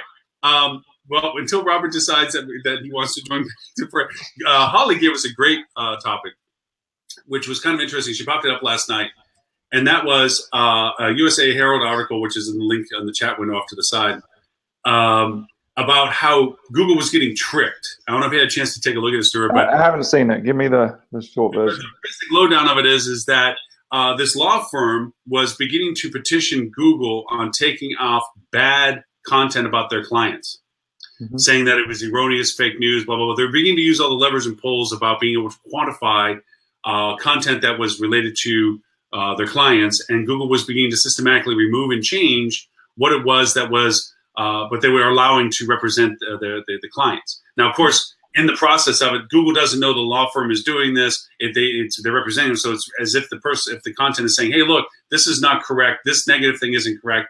This is not correct. This is not us. Whatever." They started allowing Google it was an automated process they were using, was beginning to clear up content for their clients. So there was a suit that was put against the law firm that was doing this. That from, I forget who it was. Sorry, now I have to open up the articles to who did that. But they were sued, saying, "Hey, look, you're doing unfair practices. You're leveraging a system that's not being built for that purpose." So they got sued. State Attorney's Office was doing it, I think. No. State Attorney's Office, I think, is doing it for the Arizona attorney that was doing this for their clients. It was they were advertising themselves as being able to take on online defamation litigation, get things taken off from disparaging negative comments. This was their sales pitches that they were saying, we can do this. We can take off the Yelp stuff. We can take off the comment, the feedbacks. We can petition these things to be removed. And that's what they're doing. So they're now being sued that they were doing illegal practices. Wow. I wish I'd read that article now. I'm going to go read it. But I mean, that's well, that's phenomenal. Her question of it is, what else is Google getting tricked by? I mean, if this is just now surfacing. Yeah, I mean, honestly, I didn't know that was something that was even possible. I mean, that Google is such a siloed black box, or a stream of siloed black boxes that do not communicate. And it is almost impossible to get someone to arbitrate anything that is not, a paid service. To even get someone on the phone is next to impossible. So whether that's AdWords, ad infringements, trademark infringements, stuff like that, it is painstaking to get anyone from Google to do anything. And you certainly can't talk to your rep from AdWords to get them to do anything on a different product. Google doesn't do that. So that they found this loophole, I mean, I think I would still want to hire the law firm. Ethics aside, I think they're obviously very smart at what they do, and they're going to bend over backwards for their clients. So if I was in trouble, they might be someone I would want to call. But I think in general, when it comes to Google, sooner or later, if you try to game them in any way, it's going to bite you in the butt. And we've seen it again and again where people have tried, they found some kind of loophole. Typically it's to game the system to get higher ranking, is not to torpedo someone else. But there have been cases in the past where people have been caught, sending bad links to their competition to try to torpedo them. That's a practice that can be effective, or at one point could be effective. But Google is always a step ahead. Like, the only thing you can do with Google is to understand their motivation. What is Google trying to do? They're trying to match up a search intent of an individual person with the best, most relevant content for that person's search query, right? That's what they're trying to do at the end of the day. If you follow that logic, you're going to be fine. Provide the best content, that's most relevant to your consumer, and you're going to be successful with Google. Robert, do you forgive us for attacking your GDS? I mean, we're sorry. I did. I was so mad I had to just take it. Had a little hissy fit and came back. No. I actually wound up my network accessible source started to do a backup on my thing here, which was just destroyed my best. So I couldn't really say goodbye. I had to kind of take things care of, somewhat immediately, because things were happening at about 150 megabits a second, which was kind of, for some reason, conflicting with the bandwidth here. That's as fast as the GDS. Yeah. Well, there. Yeah, see. So, Robert, we brought in Holly's article. I don't know whether you were hearing us in the background while we're doing this. Is it possible to trick Google? Yeah. Of course, you can trick them until they trick you back. Right. Well, that's you're being tricked. It'll always come and bite you in the ass later if you try to do this spoofing of them and stuff. But, in all fairness, my mixed bag with this, and I agree with you, sir. First, when you said, hey, I'd hire this law firm, no, my people go. Some people go over and say, "Whoa! They're doing something illegal." No, they're not doing something illegal. Well, there may be aspects that we don't know yet, but the premise of trying to clean up your reputation online is not illegal. As a matter of fact, we get asked to do that from a consultancy regularly. It's like, hey, some of the more naive questions, like, look, I got a lot of bad reviews. I need them taken off. They're not going to be taken off unless they're false. Okay, if they're false or they're about somebody else and it's not you and you're getting false. Then maybe there's a recourse. But most of the time, it's first way to solve that stuff is fix the problems that they're bitching about and show that you resolve them. Yeah. That's going to take them off, Get better reviews by having better reviews. I always thought I'd hire timpeter.com and he'd send some of his cousins from Jersey over to visit their families and have them reconsider. Hey, what are you doing here? Stuff about my client. Have them reconsider and perhaps edit their reviews slightly. I don't know. We'd like for you to write the following words verbatim. But no, the idea of it is that you never want, especially if it spirals out, if it dead spins, and you can't control you can't get ahead of the conversation. There is a cleanup that has to. There is crisis modes, and you should, as a word of caution to those who listen, you should have a crisis social management program in place, a protocol that says if something does happen, first, suspend all your automated scheduled stuff, because nothing looks worse than something tragic happened at this hotel and you're saying it's sunny and 72. Right. So first, and then get people off your account, so only the official voice spokesperson for the crisis committee or crisis team is the only one that can authorize any messaging that goes out. But two, with that point, active monitoring process of communications that you're involved with to know what is going on about what's being said about your product, so that you look like you're actively engaged in the dialogue, not letting it free fall. But again, that's something in that thing for those who listen. Hey, Stuart's a person that you want to talk to about this, because their company knows very much about how to do this. But because it's any good agency has those conversations. Any good agency that handles social has those conversations with their clients as to, hey, what is your program with this? How are you handling this? Who's the ultimate authority when this happens?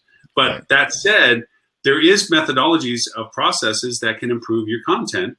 Other than just the guest improvement, how do you use that information to begin to balance out the negative that it reflects? How do you introduce it into the market?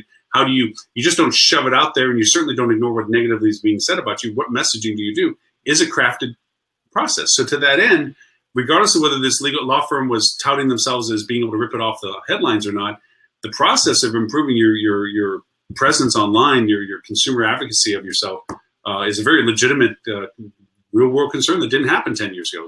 Nobody cared 10 years ago. It didn't exist 10 years ago. So, all right.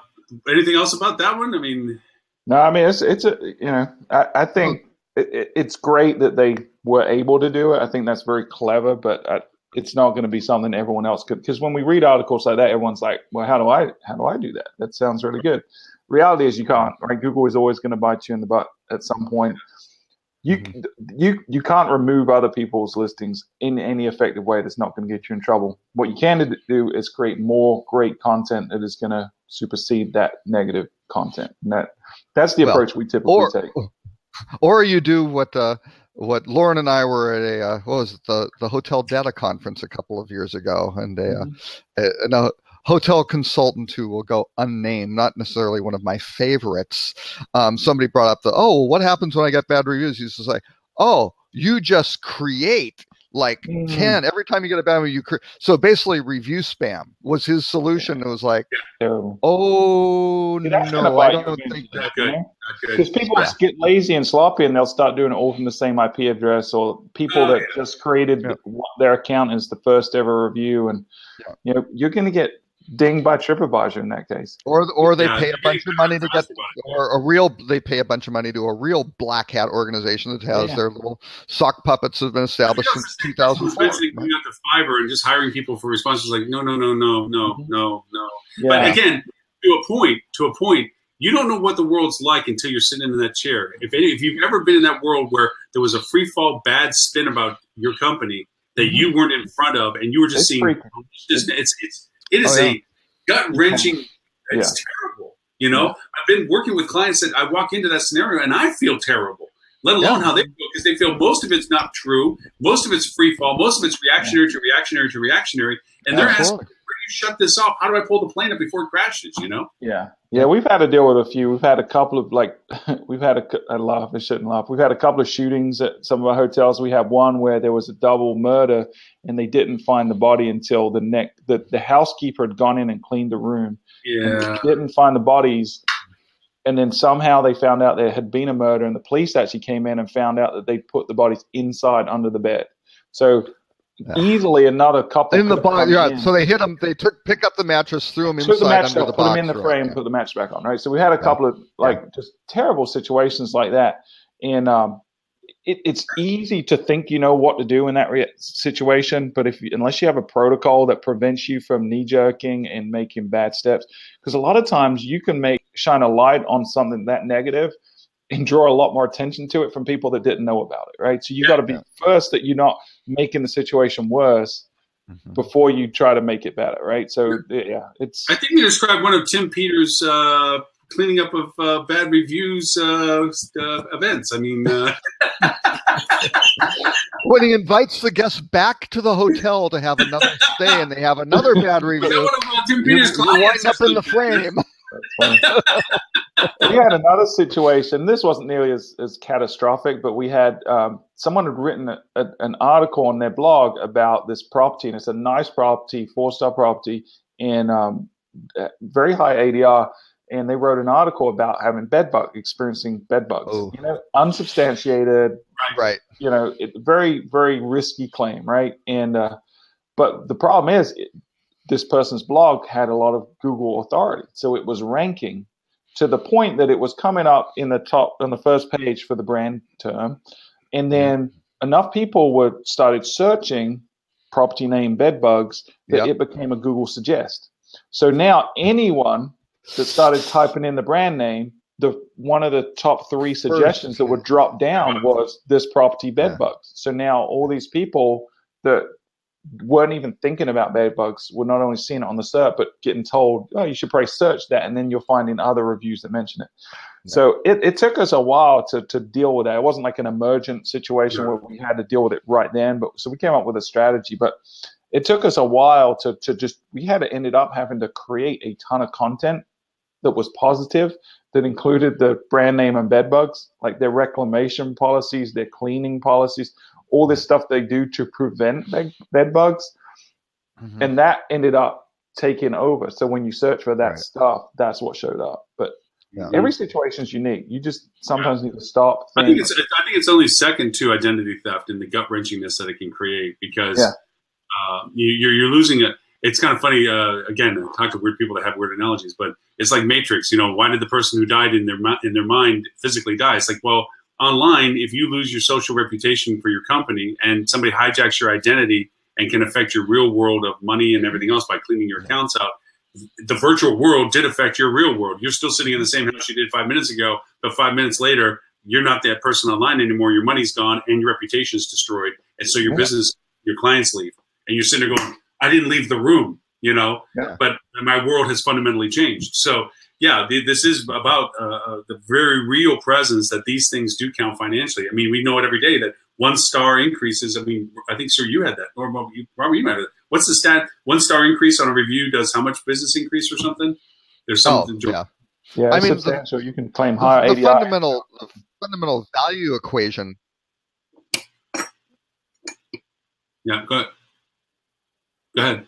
Yeah, no, the fundamental value equation is that guests wind up looking at how many dollars per star do they pay is kind of the ratio, right? Because they go, wow, if I can get a 5-star hotel for $50, and that's a great ratio, sort of thing. Well, and actually, it's the quality of the hotel, so the stars, and then the guest rating, and everybody has a slightly different formula, but the higher, if you have your set rate, it doesn't matter if you're $200 a night, and your competitors don't have as high a review rating, they don't have as high a quality rating, you're going to get that business. It's a fundamental, little quick math. As usual, we have more content than we have time. Stuart, I don't know how much time you have to be able to stay with us today. Yeah, through the long haul, I think. Okay, good. The one I just threw up there, Robert had a whole Pandora's box of additional ones. This was one of the ones I grabbed that after I had sent out the suggested topics, because I had referred to Google's announcements and so forth. From a personal level, I've been playing with Google Assistant to get better at it, because I think as well as Amazon is entrenched, I think that Google, and to what we always applaud Google for, is going to take what's being done and make it better. And so maybe not now, the Assistant isn't what it could be now in comparison to Amazon's Echo, but I think in the future, the footprint of it is such that it has the chance of becoming ahead of what Amazon is currently, because Amazon has to enter into a new market to be where Google already is in the market, only entering into what Amazon is in. So, and you're saying, Home versus Echo, but Google Assistant's on. Google Assistant. On Android. It doesn't really work all as good as I would hope, but they're adding a lot of new cool stuff to the Home Assistant program. It's getting integrated a lot more with platforms in a much more accelerated way. One of the reasons I got it, because it interacts with my security system now, which is cool. So I can just tell it to turn things on and lock and what have you, which it didn't. Only the Echo did up to this point. So it's taking on the value proposition pretty well. But its functionality, its depth of question answers, and I'm sad to say, and I'm an Apple fan, Apple's got to get its crap together soon, because Siri is the dog in this right now. I'm really surprised they don't have an in-home device yet. There's no doubt Google's product ultimately will probably be superior. The research they're doing on AI and natural language processing and search is way superior to anyone else. So they're probably going to have a superior product, but Amazon is getting so entrenched in the home with the penetration of Echo at this point. They're just releasing 2 new products with the Echo Show and the Echo Look, which to me solve a lot of problems and limitations of the current Echo. Yes. And if they get such a penetration level, this could be Betamax versus VHS all over again, where the superior product loses out because one guy just got there first and got a better traction, Yeah. No, you're right. First wins and something. And to the point, I think it's a matter of the usability of it. My only thing that Amazon is behind on is it's trying to expand past it being in the home. Because up to this point, you're right, it dominates the home space. But once you leave the home, it's on the phone, its relevant value proposition is very minor. You're not the value isn't there as much. Yeah. Where Google outside the home has the dominance because of its full-reaching spectrum of what it does already. Yeah. But to that point, what are you trying to win? And right now, Amazon's in the place that Google's trying to win. I've seen a couple of times recently, Amazon said that they want to replace the home phone, which, they're obviously going in that direction with the new messaging capabilities they just released. So that I don't see average consumers that are going to adopt this and early adopters already picked it up. The masses are beginning to pick up Echo products. Over the next couple of years, they're going to get critical mass. These aren't the kind of consumers that are going to double down on that technology and reinvest in a different technology in a year or 2 or 3. So that's why I feel like Amazon has a huge advantage right now. But they've got to get mobile. They've got to get on every device. Yeah, they got to get outside the home. Go ahead, Rob. I'm sorry. And they've got 51% of the households in the U.S. have Amazon Prime accounts now. I mean, it's absolutely, that's huge. Yeah. And they're giving, they're reportedly discounting some prices if you purchase it through your Echo compared to if it's on Amazon's, core site and things like that. And they're forcing which products show. It's not the same. That's right. Yeah, basics are getting prioritized. So they're doing. Manipulating. Did anybody see this the way I saw it last night? Is that on the news they announced Amazon Bookstore in New York? Yeah, brick and mortar. Okay. Yeah. Yep. That isn't their first one. That's like the no, it's the seventh. It's the seventh. Their seventh one. Yeah.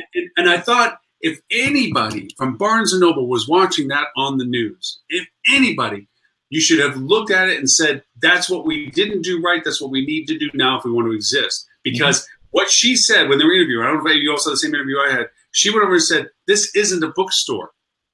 Right. This is a chance to expose product to people for them to realize what options they have." Because what they realized was the limitation of when you're looking at books on Amazon, you have your little preview views. I love bookstores to thumb through books and to look at the topic. I look over and I didn't know about that. Pyramids of Egypt explained. I wasn't looking for it, but hey, I'll peek at the book. It was that exposure of product that you wouldn't be. And yeah, they may or may not buy in the bookstore, but they don't care. They're going to buy it online. They don't care. Right. The other thing they're doing that's really cool is leveraging the online data for the store. So they're looking at trends and geographic purchasing and a lot of things. And they're organizing the bookstore not like a traditional bookstore. They're organizing it like they do online, which is much more user friendly. Instead of organizing it that, hey, we have this contract with this book purveyor, so we have to distribute to all of our Barnes and Nobles and equal is fair whether they're interested in it or not. It's like, no, we're not going to show books in a region, to your point, that those people have no interest in. We're going to show books that they are interested in. But I'm sorry, Rob, you were going to say something.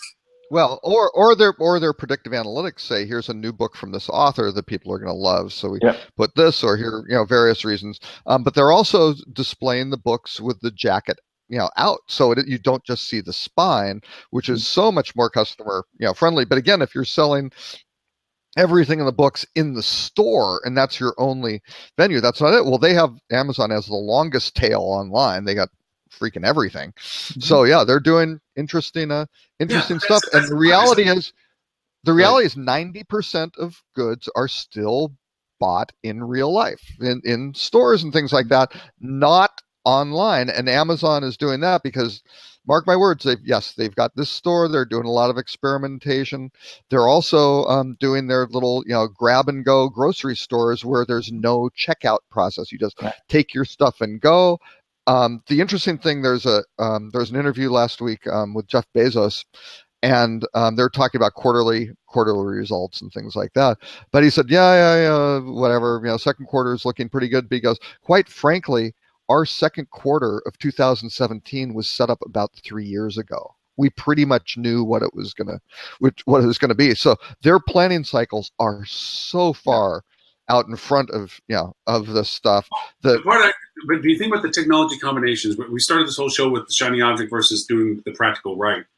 Amazon, and whether people who watch the show know this or not, has a little wonderful camera on the mobile function that all you do is hit the little camera and you aim it at something, and it identifies what you're looking at. And then shows you in the Amazon store whether you can buy it or not. That whole bookstore, the whole Amazon store, maybe you're caught between grocery store and home or whatever, and you went to the bookstore because you had a few minutes to kill. You don't want to lug a book with you, or even if you're not certain about buying a book, but you can go over and look at the book. It catches your eye because you didn't even know you were looking for it. You do the little scan with the Amazon app. It identifies the book. You throw it into my list, so I don't lose track that I'm interested in this book. And then you walk out of the store, maybe that evening, maybe a week later or whatever, you go back, look at your list and go, oh yeah, that was a pretty cool book. Let me pick it. Yeah, let's just buy it. Boom. Where Barnes & Noble doesn't do any of that stuff. Right. And you probably hit with 20 ads for that book in the meantime, because they know who you are and what you looked at. Yeah. So to me, it's like, wow. This like I said, I hope that people at Barnes & Noble, hopefully not too late, because you always want competition in market, but to niche themselves out to uniqueness, because they still have the massive footprint diversity. They they still, I mean, there's only 7 Amazon bookstores, even though they're globally distributed, but the impact is only in 7 markets right now, where Barnes & Noble can make immediate impacts in their current market if they were to just think through some of the changes in this methodology this represents now. But I was like, wow, that's such a cool way of doing it, I've got one thing you said about showing the picture and identifying things. Hot tip for the week. Now, again, I don't have an iPhone, so I can't use it. But have you guys used Not Hot Dog by Seafood Technologies? No, I have not. No. You don't watch Silicon Valley on HBO, do you? I do not get to watch Silicon Valley on HBO. You need to. It is a great show. I think they're in their 3rd or 4th season, whatever it is, but it's about startups and all the crazy things that go on. Outstanding cast.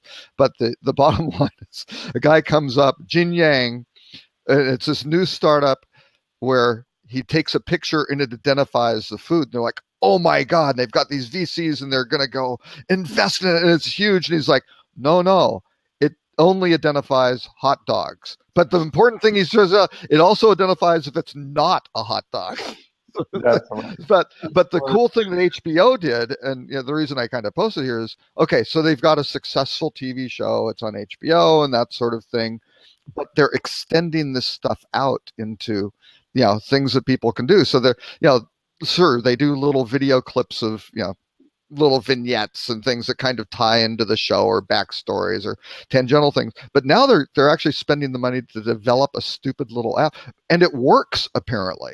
I mean, they actually built the app. So you point out it, and something looks like a hot dog. It says, yeah, it's a hot dog, and if it isn't, it doesn't. So. Hey, just to get back into the not hot dog. Okay, so the one link that I did do for the Google thing came out of their Google conference, not their conference, but their summit, whatever. Is that they are really now, it seems like they're lasering in on destroying last click attribution. The cross-platform attribution modeling that they're rolling out. It's interesting. Yeah, and talking about in-marketing targeting and so forth, they're really trying to say, look, we got you off the keywords, now let's get you off of last click, because it's counterproductive to really making us more money. we did an episode on attribution modeling on the podcast, I think 2 or 3 weeks ago. It's 53 or 54 was the number of the episode.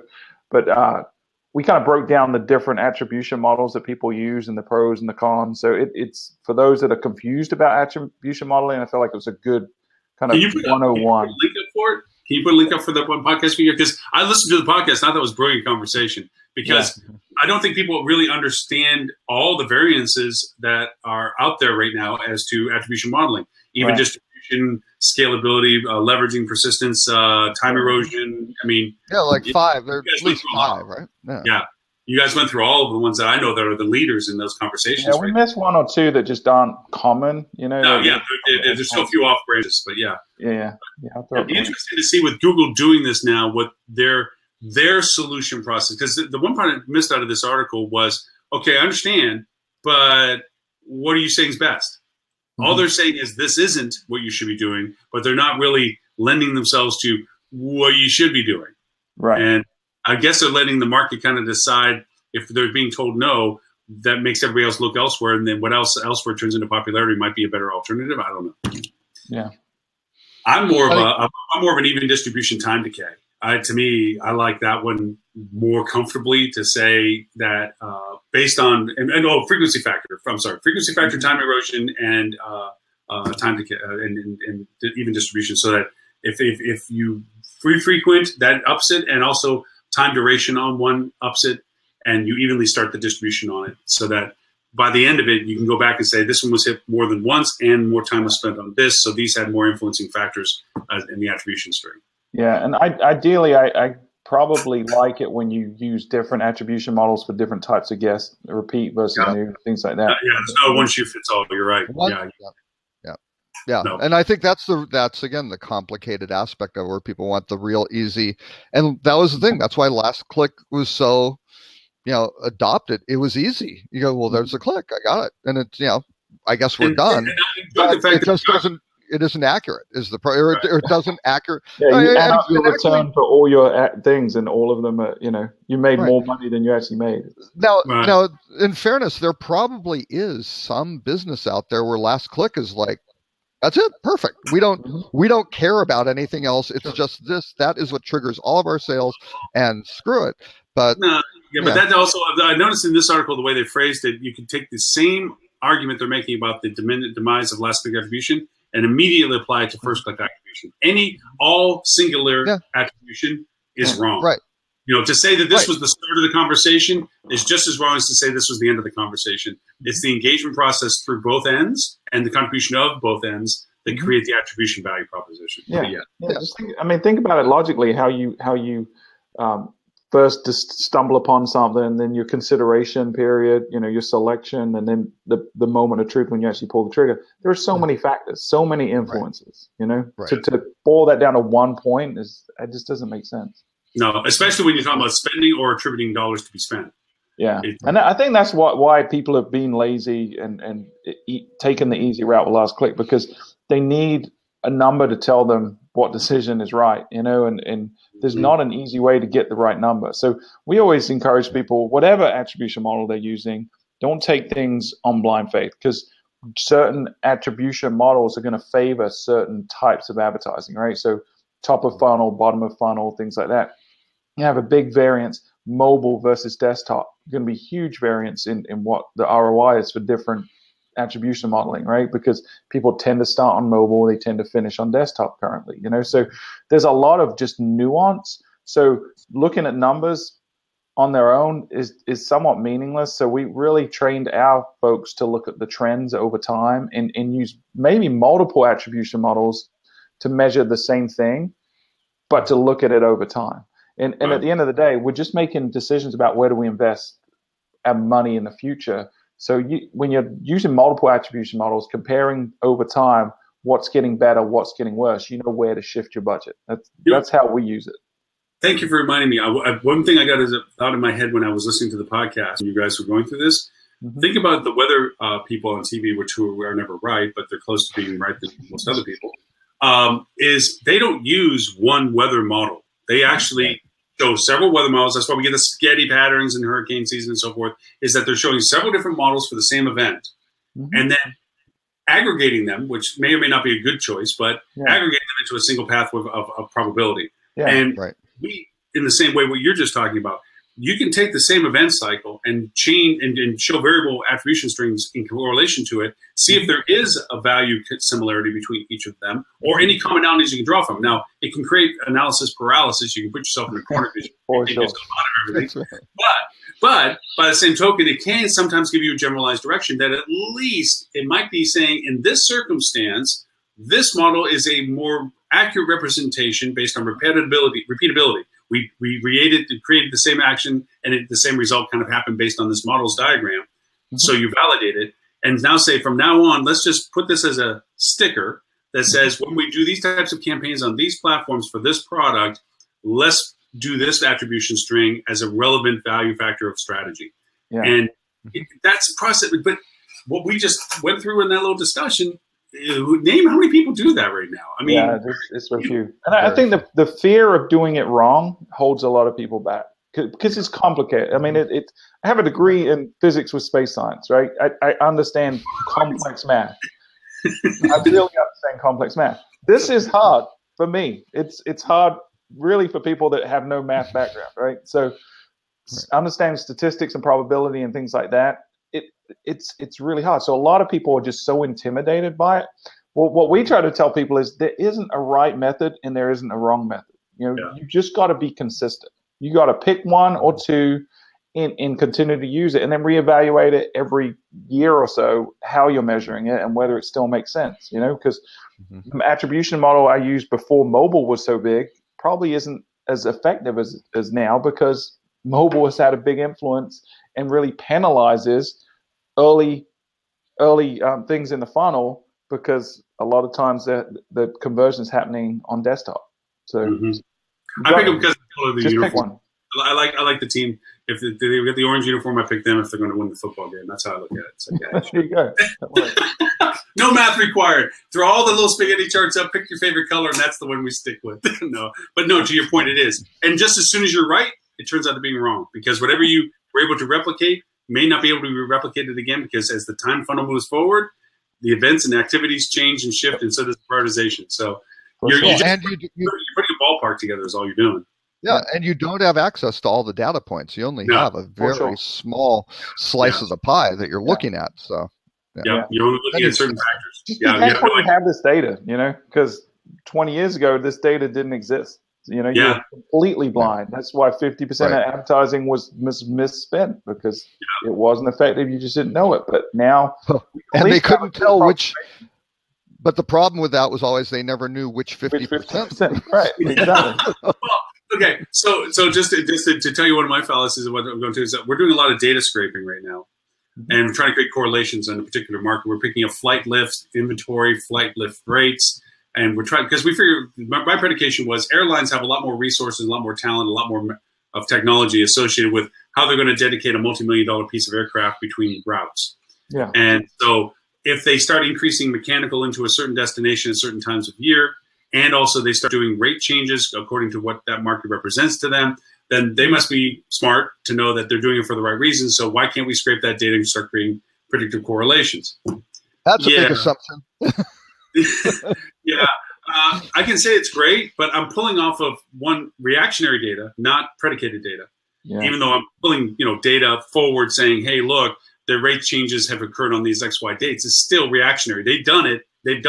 I'm reacting to it. So I'm already behind on the data curve.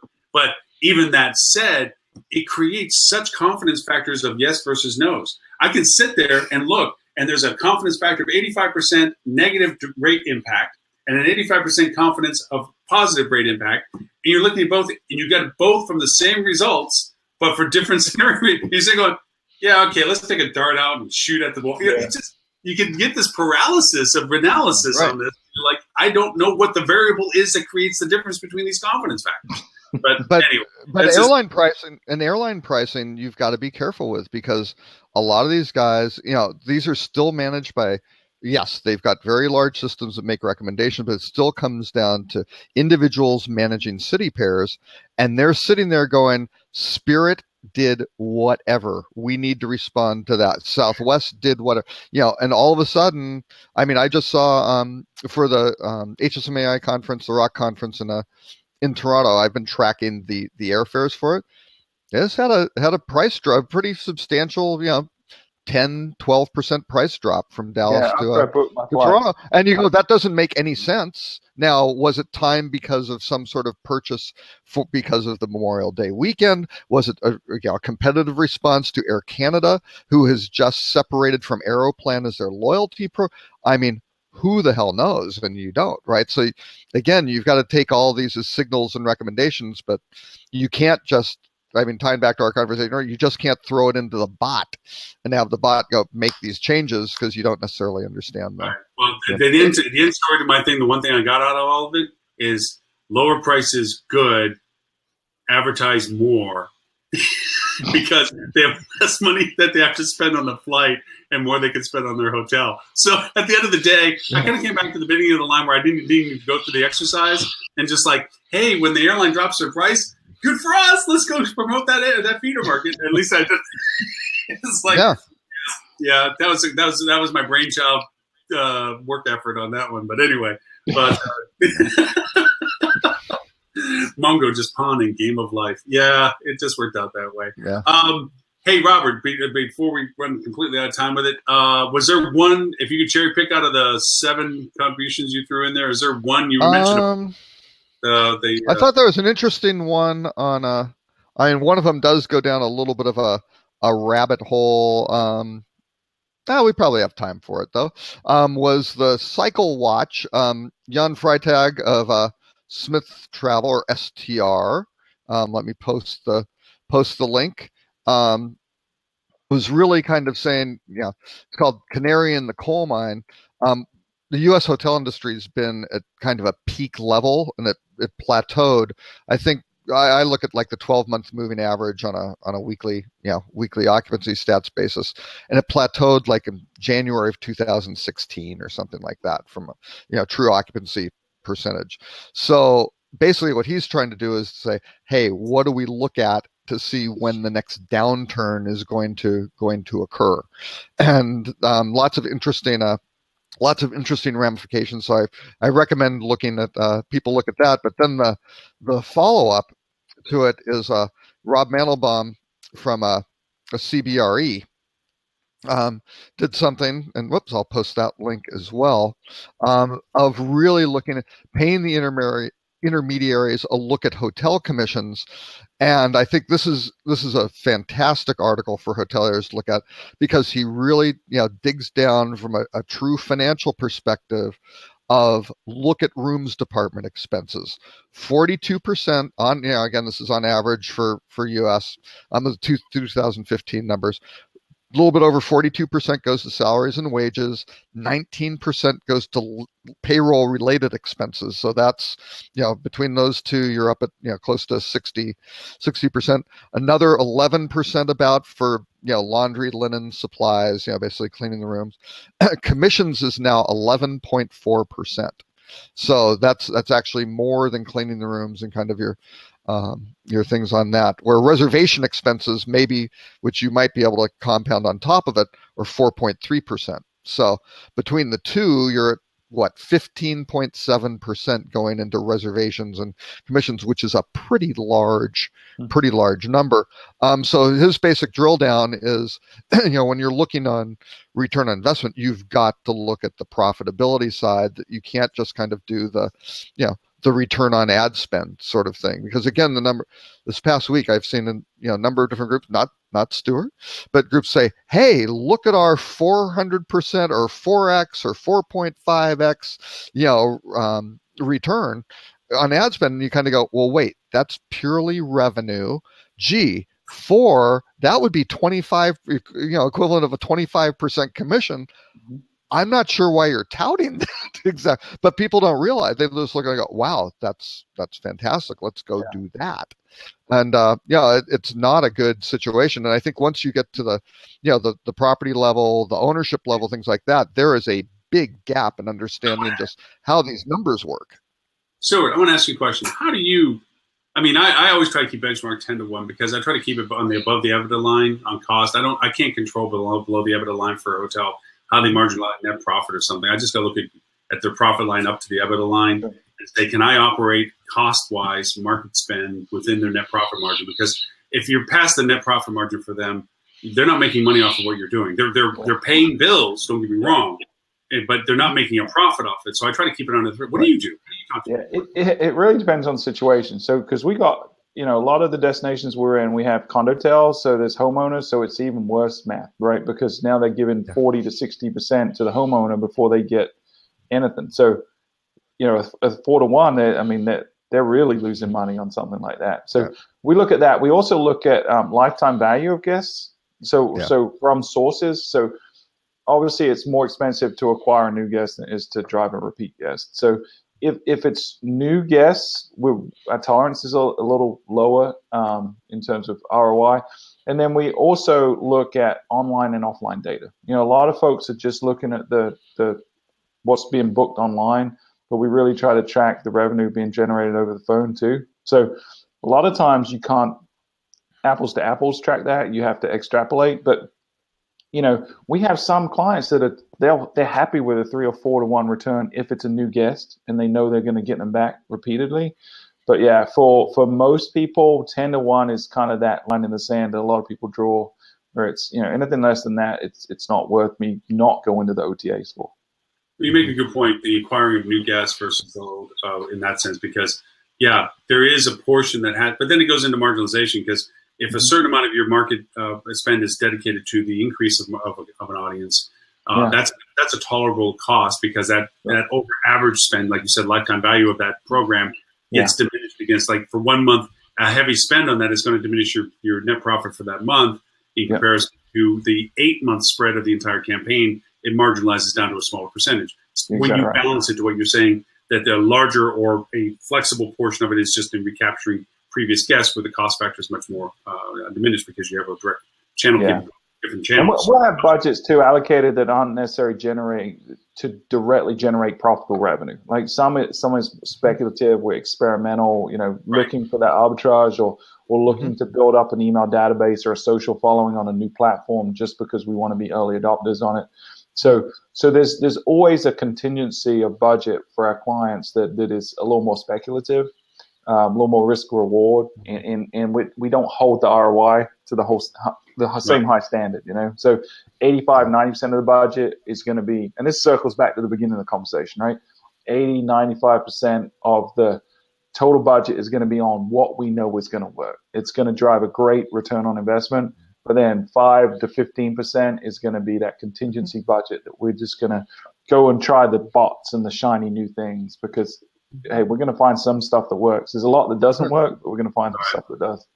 Right. Yeah. No, you're good. I feel like that I'm not crazy thinking that way. Because, well, and one thing to just layer in at the end, kind of the end of the triumvirate, is the third article, which is basically hotel brands and the hotel loyalty member rate. Are they good for business? Which calls to the same thing. These points are expensive, and is this by giving discounts? Discounts off the top, which certainly directly falls to the bottom line. Is that good business? And my thesis is you need to understand these numbers, hoteliers, for your property of how this stuff lays out. So then you can start making some better informed decisions on how you handle your marketing budget. So you go, hey, in some cases we need to do more of what works, less of what doesn't, or we consciously do. We're spending part of this on experimental stuff. But that I don't think is necessarily these. It's certainly a best practice. I don't know if that's the standard operating practice. That's what you think. The comparison between branded and unbranded, that's a value proposition to one and a liability to the other. And the liability, unfortunately, on this side lands on the brand hotel owner portion because and the argument goes on two sides. If you're a hotel that's not a destination hotel, you have very little to worry about on brand reward points redemptions because nobody really is trying to travel to you because you're not the place that people want to cash them in on. Conversely, if you're in a market that's high destination value, you have to mitigate into your revenue management strategy the cost associated with the membership redemption programs. And to be very real about this is you're redeemed, for those who may or may not know, who do know and to juggle it, is you're redeemed at certain value thresholds based on your occupancies. And at certain thresholds, you're given more per redemption of rooms based on points compared to if you're below thresholds. And it gets very dramatic when you get into the high 90 or mid 90 percentiles that if you come in and your threshold is at 95% redemption value, where if you're 95% occupancy, if you get a room above 95% that puts you into the 95% plus category, you get bar rate in your membership rewards value. The brand has to pay you because you're at that level. If you're one room below that 95%, you get a agreed upon rate, which is by far disparagingly less than the rate that you're getting for that event. Right. So there's a whole strategy value of making sure that if you're going to be doing what you're doing, sometimes it's better to sell one or two cheap rooms to bump your occupancy and get into the margin that gives you your redemption based on the amount of in-house inventory that's points driven. And that's stuff that new revenue managers or non-branded revenue managers do not know as a part of their strategy process. Yeah. That sometimes you almost are willing to give a room away because you know what it's going to do to the 50 rooms you got booked in on points redemption rates. So, yeah. And I think the Wyndham program is going to be very interesting for that, to see how that turns out. They can do multiple tier redemptions and so forth. But yes, hey, we're at that point 2 hours, man. Which, by the way, awesome. Stuart, thank you. And Robert, thank you. Awesome. Fun conversations. But did you get the chance to post in that link to your podcast? No, I haven't. I'll do it. Yeah. Okay, if you can throw that in just so that for people on the playback, if they want to catch your, because I'm one of your huge fans on your podcast. I thoroughly enjoy your podcast. Now, this is show number 94. We did miss Mr. Tim and Mr. Ed, which we did not bash accordingly for not being here. We poked at him at the beginning, but we really didn't bash him other than calling Tim an arms dealer that travels the world doing illicit things, and Ed, for some bizarre reason, decided to put a client ahead of talking for 2 hours. He said he was in the weeds. So that was code. That was code. I think so. I know what he's actually doing. I'll tell you offline later. I think. Well, Stuart, we can just tell them it's fine. They're pivoting flip to be like a medicinal marijuana thing. I think. Yeah, I don't know. It's some sort of I don't know if it's a full pivot or it's some sort of flip out, augmented service they're providing. Yeah, I don't there's know. a whole other new Denver brand called Flip Out. It's been under growth for a long time now. You can get pharmaceutically in other states. But anyway, yes. For everyone that now the show 95 next week, we are trying to get. Holly has a dear friend that couldn't join us a couple weeks back, who handles a lot of these conferences. I'm just dying to talk to him about, and we're hoping that he'll be able to join us as our special guest next week on show number 95. Show 100 lands on July 7th, and then our 2-year anniversary show 108 lands in August. Literally 2 years every week, which I'm pretty happy. I'm pretty proud of that. We have never missed a week. So anyway, Lauren's not asking for a chunk of his life back. That's good. My wife, however, is looking at me with the really 2 years. You didn't know to stop at one, right? Anyway, for those who want to find out more about what all of us do, Mr. Robert, how do people find you? rockcheetah.com or at Robert K. Cole on most social channels. Excellent. And Mr. Stewart, where can people find you and what you're passionate about? Yeah, you can find us at fueltravel.com or on Twitter at fueltravel, and then you can tune in most weeks. We've actually gone to every other week right now for the summer, but most weeks on iTunes or Stitcher or wherever you listen to podcasts, just search for the Fuel Hotel Marketing Podcast. And you can get links to the old shows there as well at fueltravel.com/podcast. And I can't recommend it enough. It is an outstanding podcast that you have put together in both content. It's not all hotel related, I'll be honest. No, but you know what? The dialogue is interesting. It really, truly is. It's just, if you're into this space, it's a great conversation. I've got a question, Lauren, on podcast clients. Do you use iTunes or what do you use? Well, iTunes is just distribution. To make podcasts, I mean, to speak to it as well. No, not to make. I mean, just on the distribution side. How do you consume it? So, what do you listen to podcasts on? Oh, I tend to listen to it on my podcast on iTunes just because that's where but Stitcher's my backup. I have stuff I subscribe to on Stitcher that I haven't. Thank you all very much. And gentlemen, thank you so very much for the time today. We will hopefully see you next week, next morning. Bye. And